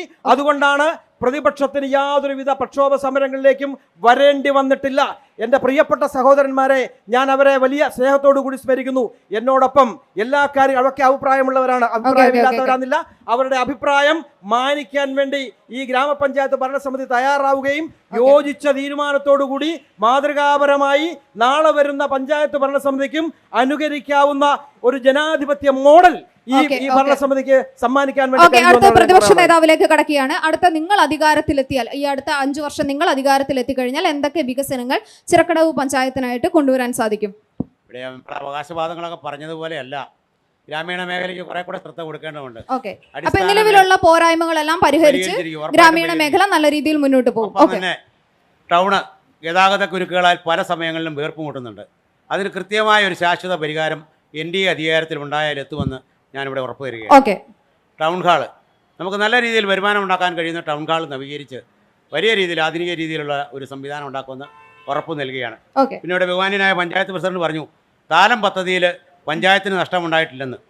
പഞ്ചായത്തിന് നഷ്ടമുണ്ടായിട്ടില്ല എങ്കിൽ കുടുംബശ്രീ അംഗങ്ങളായിട്ടുള്ള കുറേ അമ്മമാർക്ക് പണം നഷ്ടപ്പെട്ടിട്ടുണ്ട്. അത് നിങ്ങൾ മറച്ചു പിടിച്ചാൽ കാര്യമില്ല. ബാങ്കുകളിൽ നിന്ന് പണം കള്ളത്തരം പറയരുത്. ആർക്ക് നഷ്ടപ്പെട്ടു? ഒരാളുടെ പേര് പറ. താലം പൊടിമൽ യൂണിറ്റ് കൊണ്ട് 1 പൈസ നഷ്ടപ്പെട്ട ഒരു വനിതയുടെ പേര് പറയാൻ തന്റെ ഇടപെടെ പറയാം. ഏതൊക്കെ മേഖലയിൽ വികസനം കൊണ്ടുവരാൻ സാധിക്കുമെന്ന് പറയൂ അങ്ങ്. അതുപോലെ തന്നെ കേന്ദ്ര ഗവൺമെന്റിന് നല്ല ഒരു ഫണ്ട് വരുന്ന മേഖലയാണ് തൊഴിലുറപ്പ്. അതിനെ നല്ല കൃത്യമായ രീതിയിൽ വിനിയോഗിച്ച് ഓരോ വാർഡിലും 5 ലക്ഷം രൂപയുടെ കോൺക്രീറ്റിങ്, പടുതാക്കുളം, കന്നുകാലിക്കൂട്, ആട്ടുംതൊഴുത്തം മുതലായ ഒട്ടേറെ മേഖലകളുണ്ട്. ആ മേഖലകളിലൊക്കെ നല്ല രീതിയിൽ വിനിയോഗിക്കും. കേന്ദ്രത്തിൽ നിൽക്കുന്ന ധനകാര്യ കമ്മീഷന്റെ ഫണ്ടുകൾ, മറ്റ് പ്ലാൻ ഫണ്ടുകളൊക്കെ ഉപയോഗിച്ച് തീർച്ചയായിട്ടും ഈ കാര്യങ്ങളിലൊക്കെ ചെയ്യുവാൻ കഴിയുമെന്ന് ഞങ്ങൾക്ക് വിശ്വാസമുണ്ട്. അതുപോലെ തന്നെ മുടങ്ങിക്കിടക്കുന്ന ഒരു കറുത്തമഞ്ഞാടി പദ്ധതി എന്ന് പറയുന്ന പദ്ധതിയുണ്ട്. ദൃശ്യ ചാനൽ സമയം കിട്ടുകയാണെങ്കിൽ ഇതിന് ശേഷം ആ പദ്ധതിയുടെ നാൾ വഴികളും അതിന്റെ ഇന്നത്തെ അവസ്ഥകളും ഒന്ന് പരിശോധിക്കുന്നത് നന്നായിരിക്കുന്നു മാത്രം ഞാൻ. അപ്പൊ അതിന്റെ പോരായ്മകളെല്ലാം, നിലവിലുള്ള പോരായ്മകളെല്ലാം പരിഹരിച്ച് നല്ലൊരു ഭരണം കൊണ്ടുവരാൻ സാധിക്കും. ഓക്കെ, അടുത്തത് അങ്ങയിലേക്ക് കടക്കുകയാണ്. അടുത്ത 5 വർഷം എന്തൊക്കെ വികസനങ്ങൾ, അധികാരം ലഭിച്ചാൽ എന്തൊക്കെ വികസനങ്ങൾ എത്തിക്കാൻ സാധിക്കും? LDF സൂചിപ്പിക്കാനുള്ളത്, ഇവിടെ NDA അധികാരത്തിലെത്തിയ വികസനം കൊണ്ടുവരുമെന്ന് പറഞ്ഞു. NDAയുടെയും UDFന്റെയും ആളുകൾ കൃത്യമായി അവരിറക്കുന്ന പ്രകടന പത്രിക തെരഞ്ഞെടുപ്പിൽ ജയിക്കാൻ വേണ്ടി മാത്രമുള്ളതാണ് എന്ന് പറയുന്ന നേതാക്കന്മാരുള്ള ആളുകളാണ് എന്നുള്ളത് ജനങ്ങൾ ആദ്യമേ മനസ്സിലാക്കണം. ഒരു നിമിഷം അങ്ങ് മറുപടിയിലേക്ക് വരൂ. എന്തൊക്കെ വികസനങ്ങൾ കൊണ്ടുവരും? നമുക്ക് സമയപരിമിതിയുണ്ട്. ഒരു നിമിഷം അദ്ദേഹത്തിന് സമയം വേഗം പറഞ്ഞോളൂ. മുന്നണിയുടെ പാരമ്പര്യം എന്ന് പറയുന്നത് പ്രകടന പത്രിക പുറത്തിറക്കി ഓരോ വർഷവും അതിന്റെ പ്രോഗ്രസ് റിപ്പോർട്ട് അടക്കം ജനങ്ങൾക്ക് മുമ്പിലേക്ക് വെച്ചുകൊണ്ട് പറഞ്ഞ വാഗ്ദാനങ്ങൾ നടപ്പിലാക്കി മുന്നോട്ട് പോകുന്ന സമീപനമാണ്. അത് ഈ കഴിഞ്ഞ ദിവസമൊക്കെ കണ്ട, അതിലേക്ക് പോകുന്നില്ല. അതുപോലെ തന്നെ ചെറുക്കടവിലും പറയുന്ന വാഗ്ദാനങ്ങൾ ഓരോന്നും കൃത്യമായി പാലിക്കാൻ കഴിയുന്ന എല്ലാ മേഖലയും കൂട്ടിയിണക്കി, അതായത് ഗവൺമെന്റ് സംവിധാനങ്ങളെ ഉൾപ്പെടെ എംപിമാരെ ഉൾപ്പെടെ MLA-മാരെ ഉൾപ്പെടെ എല്ലാ മേഖലയും കൂട്ടിയിണക്കിക്കൊണ്ട് ഇവിടെ ചെറുക്കടവിന്റെ മുഖച്ഛായ ഒത്തിരി മാറാനുണ്ട്. അത് മാറുന്നതിന് വേണ്ടിയിട്ടുള്ള നടപടി സ്വീകരിക്കും. ഇപ്പൊ നമുക്കറിയാം, പൊൻകുന്നം ഒരു വലിയ പട്ടണമായി മാറിയിട്ടില്ല. അത്തരത്തിൽ പൊൻകുന്നത്തെ ഒരു പട്ടണമാക്കി മാറ്റാൻ കഴിയുന്ന നിലയിൽ ഇവിടെ ഈ പറയുന്ന ടൗൺ ഹാൾ വികസനവും അതോടൊപ്പം തന്നെ ബസ് സ്റ്റാൻഡ് വികസനവും അതോടൊപ്പം തന്നെ മറ്റ് ടർഫുകൾ അടക്കമുള്ള കാര്യങ്ങൾ അടക്കം കൊണ്ടുവന്നുകൊണ്ട് അതിന് വേണ്ടി വന്നാൽ ഇവിടുത്തെ സ്വകാര്യ വ്യക്തികളെ ഒക്കെ കൂട്ടിച്ചേർത്തുകൊണ്ട് BOT വ്യവസ്ഥയിലേക്കൊക്കെ കടന്നുകൊണ്ട് വലിയ തോതിലുള്ള വികസന പ്രവർത്തനങ്ങൾ ഏറ്റെടുക്കുക എന്നുള്ളതാണ് ഞങ്ങളുടെ പ്രധാനപ്പെട്ട ലക്ഷ്യമായിട്ട് മുന്നോട്ട് വെക്കാനുള്ളത്. അതോടൊപ്പം ഈ നാട്ടിലെ യുവജനങ്ങളെ ആകെ ചേർത്ത് പിടിക്കാൻ കഴിയുന്ന നിലയിൽ വർക്ക് ഫ്രം ഹോം അല്ലെങ്കിൽ നമ്മുടെ വർക്ക് നിയർ ഹോം എന്ന പദ്ധതി ഗവൺമെന്റ് ആവിഷ്കരിച്ചിട്ടുണ്ട്. ആ പദ്ധതിയുടെ ഭാഗമായിട്ട് മറ്റ് സ്ഥലങ്ങളിലൊക്കെ പോയി ഓൺലൈൻ സേവനങ്ങൾ അടക്കം നൽകിക്കൊണ്ടിരിക്കുന്ന ആളുകളുണ്ട്. അവരെ ചെറുക്കടവ് പഞ്ചായത്തിൽ തന്നെ ഇരുന്നു കൊണ്ട് അവർക്ക് ജോലി ചെയ്യാൻ കഴിയുന്ന നിലയിലേക്ക് അവരെ ചേർത്ത് പിടിക്കാൻ കഴിയുന്ന സമീപനം സ്വീകരിക്കും. ഇവിടെ കായിക മേഖലയുടെ കാര്യം പറഞ്ഞു. കായിക മേഖലയിൽ നിരവധിയായിട്ടുള്ള ആളുകളെ വളർത്തിയെടുക്കാൻ കഴിയുന്ന നാടാണ് പൊൻകുന്നം. ആ മേഖലയ്ക്ക് ഉണർവേകാൻ കഴിയുന്ന നിലയിൽ പൊൻകുന്നത്തിന് കൃത്യമായ ഒരു ടർഫ് അടക്കം കൊണ്ടുവന്നുകൊണ്ട് ഇപ്പോ ഹൈസ്കൂളിന്റെ മൈതാനം പണി പൂർത്തിയാകും. അവിടെ ഈ പറയുന്ന വോളിബോൾ കോർട്ടും അതുപോലെ തന്നെ ബാസ്കറ്റ് ബോൾ കോർട്ടും ഫുട്ബോൾ കോർട്ടും അടക്കമുള്ള കാര്യങ്ങൾ വരാൻ പോവുകയാണ്. അത്തരത്തിൽ സമഗ്രമായ ഒരു മാറ്റം ഈ ചെറുക്കടവിന് വരാൻ പോകുന്ന ഭാവിയിൽ ഉണ്ടാകണമെങ്കിൽ ഏറ്റവും നല്ല കെട്ടുറപ്പുള്ള ഒരു ഭരണ സംവിധാനം ഇവിടെ ഉണ്ടാകേണ്ടതായിട്ടുണ്ട്. ആ നിലയിലേക്ക് ഈ നാട്ടിലെ മുഴുവൻ ജനങ്ങളും ഇടതുപക്ഷത്തോടെ അടുത്തത് BJP പ്രതിനിധിയിലേക്ക്. നിങ്ങൾക്ക് ഒരു അധികാരം ലഭിച്ചു കഴിഞ്ഞാൽ എന്തൊക്കെ വികസനങ്ങൾ കൊണ്ടുവരാൻ സാധിക്കും? വേഗം ഒന്ന് ഏതൊക്കെ മേഖലയിൽ എന്തൊക്കെ വികസനങ്ങൾ കൊണ്ടുവരാൻ സാധിക്കും? കാര്യങ്ങളെല്ലാം ഞാൻ അംഗീകരിച്ചുകൊണ്ട് പറയട്ടെ. കഴിഞ്ഞ 35 വർഷമായിട്ട് ഈ പറയുന്ന വാഗ്ദാനങ്ങളൊക്കെ ഇവിടെ ഉണ്ടായിരുന്നു. ഇത് തന്നെ ഇപ്പോഴും മുന്നോട്ട് വയ്ക്കുന്നു. പറഞ്ഞ കാര്യങ്ങളെല്ലാം കൃത്യമായിട്ട് നമ്മൾ ഇവിടെ ചർച്ച ചെയ്ത വിഷയങ്ങളാണ്. ടൗൺ ഹാൾ പ്രസിഡന്റ് പറഞ്ഞ പോലെ ഒരു മൊട്ടക്കുന്നിന്റെ മുകളിൽ നിൽക്കുന്ന ഒരു പട്ടണം എന്ന് വിശേഷിപ്പിച്ച പൊൻകുന്നത്തിന്റെ മുഖച്ഛായ മാറ്റുന്നതിന് വേണ്ടിയുള്ള ഒരു വലിയ പദ്ധതി, ഒരു മാസ് പദ്ധതി കൊണ്ടുവരുന്നതിന് വേണ്ടി ഞങ്ങൾ ആഗ്രഹിക്കുന്നുണ്ട്. കാരണം നിരവധി ഈ 35 വർഷമായിട്ട് മാറാത്ത പൊൻകുന്നത്തിന് പുതിയ മുഖം നൽകുന്നതിന് വേണ്ടിയുള്ള സമഗ്രമായിട്ട്, അതായത് ഷോപ്പിംഗ് കോംപ്ലക്സ് ഉൾപ്പെടെ അതുപോലെ തന്നെ കടകൾ, പാർക്കിങ്, മറ്റ് സംവിധാനങ്ങളെല്ലാം ചേർത്തുകൊണ്ട് ഒരു മാസ്റ്റർ പ്ലാൻ തയ്യാറാക്കിക്കൊണ്ട് പൊൻകുന്നത്തിൻ്റെ മൊത്തം മുഖച്ഛായ മാറ്റിക്കൊണ്ടുള്ള ഒരു പദ്ധതി, അതുപോലെ തന്നെ ആരോഗ്യ മേഖലയിലെ കേന്ദ്ര സർക്കാരിൻ്റെ പദ്ധതികൾ പരമാവധി ഉപയോഗിച്ചുകൊണ്ട് ആരോഗ്യ മേഖലകളിൽ കൃത്യമായ സംവിധാനങ്ങൾ, അതോടൊപ്പം തന്നെ നമ്മളുടെ MPമാരുടെ സേവനങ്ങൾ, അവർക്ക് ചില ഗ്രാമങ്ങൾ ദത്തെടുക്കുവാനുള്ള പ്രൊവിഷൻസ് ഉണ്ട്. അങ്ങനെയുള്ള പദ്ധതികൾ ഏതൊക്കെ കിട്ടുമോ ആ പദ്ധതികളെല്ലാം സമന്വയിപ്പിച്ചുകൊണ്ട് ഇവിടുത്തെ ഗ്രാമപ്രദേശങ്ങളിൽ ആരോഗ്യ മേഖലയിൽ കൃത്യമായ മുന്നേറ്റങ്ങൾ ഉണ്ടാക്കുന്നതിന് വേണ്ടിയുള്ള ശ്രമങ്ങൾ, അതുപോലെ ഇവിടുത്തെ കെട്ടിടങ്ങൾ, ഈ ആരോഗ്യ മേഖലയിൽ പ്രവർത്തിക്കുന്ന കെട്ടിടങ്ങൾ നവീകരിച്ചുകൊണ്ട് അല്ലെങ്കിൽ പുതിയ കെട്ടിടങ്ങൾ പണിതുകൊണ്ട് സാധാരണക്കാർക്ക് അതിലേക്ക് നല്ല രീതിയിലുള്ള ചികിത്സാ സംവിധാനങ്ങൾ ഒരുക്കാനുള്ള സംവിധാനങ്ങളുമായിട്ട് കടന്നു വരുവാനുള്ള സാഹചര്യം നമ്മൾ ഒരുക്കുന്നുണ്ട്. അതുപോലെ തന്നെ ബസ് സ്റ്റാൻഡിന്റെ കാര്യം പറഞ്ഞു. പൊൻകുന്നം ടൗൺ മാസ്റ്റർ പ്ലാനിനകത്ത് ബസ് സ്റ്റാൻഡ് നമ്മൾ ഉൾപ്പെടുത്തും. പിന്നെ ഇവിടെ നമ്മുടെ കുടിവെള്ളക്ഷാമം പരിഹരിക്കുന്നതിന് വേണ്ടി സമഗ്രമായ പദ്ധതി, ഇന്ന് കേന്ദ്ര സർക്കാർ വിഭാവനം ചെയ്ത പദ്ധതികൾ ചെറുക്കടവ് പഞ്ചായത്തിൽ കൃത്യമായ രീതിയിൽ ആ ഒരു വിവിധ സംവിധാനങ്ങളിൽ ഏകോപിപ്പിച്ചുകൊണ്ട് നമുക്കറിയാം ഇവിടെ ഏറ്റവും വലിയ പരാജയങ്ങൾ ഉണ്ടാകുന്നത് സാധാരണ ഈ പറയുന്ന വിവിധ, അതായത് എന്തെങ്കിലും ഒരു അപാകത ഉണ്ടായാൽ ഒരു ഡിപ്പാർട്ട്മെൻറ്റ് മറ്റുള്ള ഡിപ്പാർട്ട്മെൻറ്റിനെ കുറ്റം പറയുന്ന സാഹചര്യമാണുള്ളത്. കേന്ദ്രീകൃത സംവിധാനം ഉണ്ടാക്കിക്കൊണ്ട് ഈ വിവിധ ഡിപ്പാർട്ട്മെൻറ്റുകളെ ഏകോപിപ്പിച്ചുകൊണ്ട് സമഗ്രമായ സാധാരണക്കാർക്ക് അവസാന വരിയിൽ നിൽക്കുന്ന അവസാന വ്യക്തിക്കും വികസനം എത്തിക്കുന്ന കാഴ്ചപ്പാടുകളിലേക്ക് കൊണ്ടുവരും. അത്തരത്തിലുള്ള ഒരു വികസന കാഴ്ചപ്പാടാണ് മുന്നോട്ട് വയ്ക്കുന്നത്. പിന്നെ ആരോഗ്യ മേഖല പറഞ്ഞു. അതുപോലെ സാധാരണ ചെറുപ്പക്കാർക്ക് തൊഴിൽ ലഭിക്കുന്നതിന് വേണ്ടിയുള്ള സമഗ്രമായ പാക്കേജുകൾ കൊണ്ടുവരുന്നതിനുള്ള നടപടികളുമായിട്ട് മുന്നോട്ട് പോകും. അങ്ങയുടെ അവസരം കഴിഞ്ഞതാണ്. അല്ല, ഞാൻ പറയട്ടെ, ഞാൻ പറയുന്നത് എനിക്ക് മുന്നോട്ട് നിലവിലുള്ള ഏറ്റവും അവസാനമായിട്ട് എന്റെ പ്രിയ സുഹൃത്ത് പറഞ്ഞതും പ്രസിഡന്റ് പറഞ്ഞതുമായ നിരവധി കാര്യങ്ങളുണ്ട്. ഇതെല്ലാം പൂർത്തീകരിക്കേണ്ടതുണ്ട് എന്നൊരു വാക്ക് ഉപയോഗിച്ചു. അതുപോലെ തന്നെ ഉദ്ഘാടനം ചെയ്ത ഒരുപാട് പദ്ധതികളുണ്ട്. ഈ ഉദ്ഘാടനം ചെയ്ത പദ്ധതികൾ ലിസ്റ്റ് എടുത്താൽ ഒരു നീണ്ട പദ്ധതിയുണ്ട്. ആ പദ്ധതിയെല്ലാം കൃത്യസമയത്ത് പൂർത്തീകരിക്കാനുള്ള ഒരു സംവിധാനം BJP NDA ഒരുക്കുമെന്നും കൂടെയാണ് എനിക്ക് പറയാനുള്ളത്. ഓക്കെ. അപ്പൊ എന്തായാലും ചിറക്കടവ് പഞ്ചായത്തിന്റെ ഇതുവരെയുള്ള ഈ കഴിഞ്ഞ 5 വർഷത്തെ ഭരണ നേട്ടങ്ങളും കോട്ടങ്ങളും എല്ലാം നമ്മളൊന്ന് ചർച്ച ചെയ്തു വന്നു. അതുപോലെ തന്നെ ഇനി അധികാരത്തിലെത്തിയാൽ, ഏത് ഭരണസമിതി അധികാരത്തിലെത്തിക്കഴിഞ്ഞാലും നാടിന്റെ നന്മയ്ക്കായിട്ടുള്ള വികസന പ്രവർത്തനങ്ങൾ, നിലവിലെ പോരായ്മകളെല്ലാം പരിഹരിച്ച് നല്ല രീതിയിലുള്ള പ്രവർത്തനങ്ങൾ മുന്നോട്ട് വെക്കുമെന്നും നമുക്ക് വാഗ്ദാനം നൽകിയിട്ടുണ്ട്. ഇതെല്ലാം പ്രാവർത്തികമാകട്ടെ എന്ന് തന്നെ ഞാൻ ആശംസിക്കുന്നു. ആലപ്പാട് ഗോൾഡ് ദൃശ്യ പോരാട്ടം 2025 ചിറക്കടവ് പഞ്ചായത്തിലെ ചിത്രീകരണം അവസാനിച്ചിരിക്കുന്നു. തൊട്ടടുത്ത പഞ്ചായത്തിൽ കാണാം. നന്ദി, നമസ്കാരം.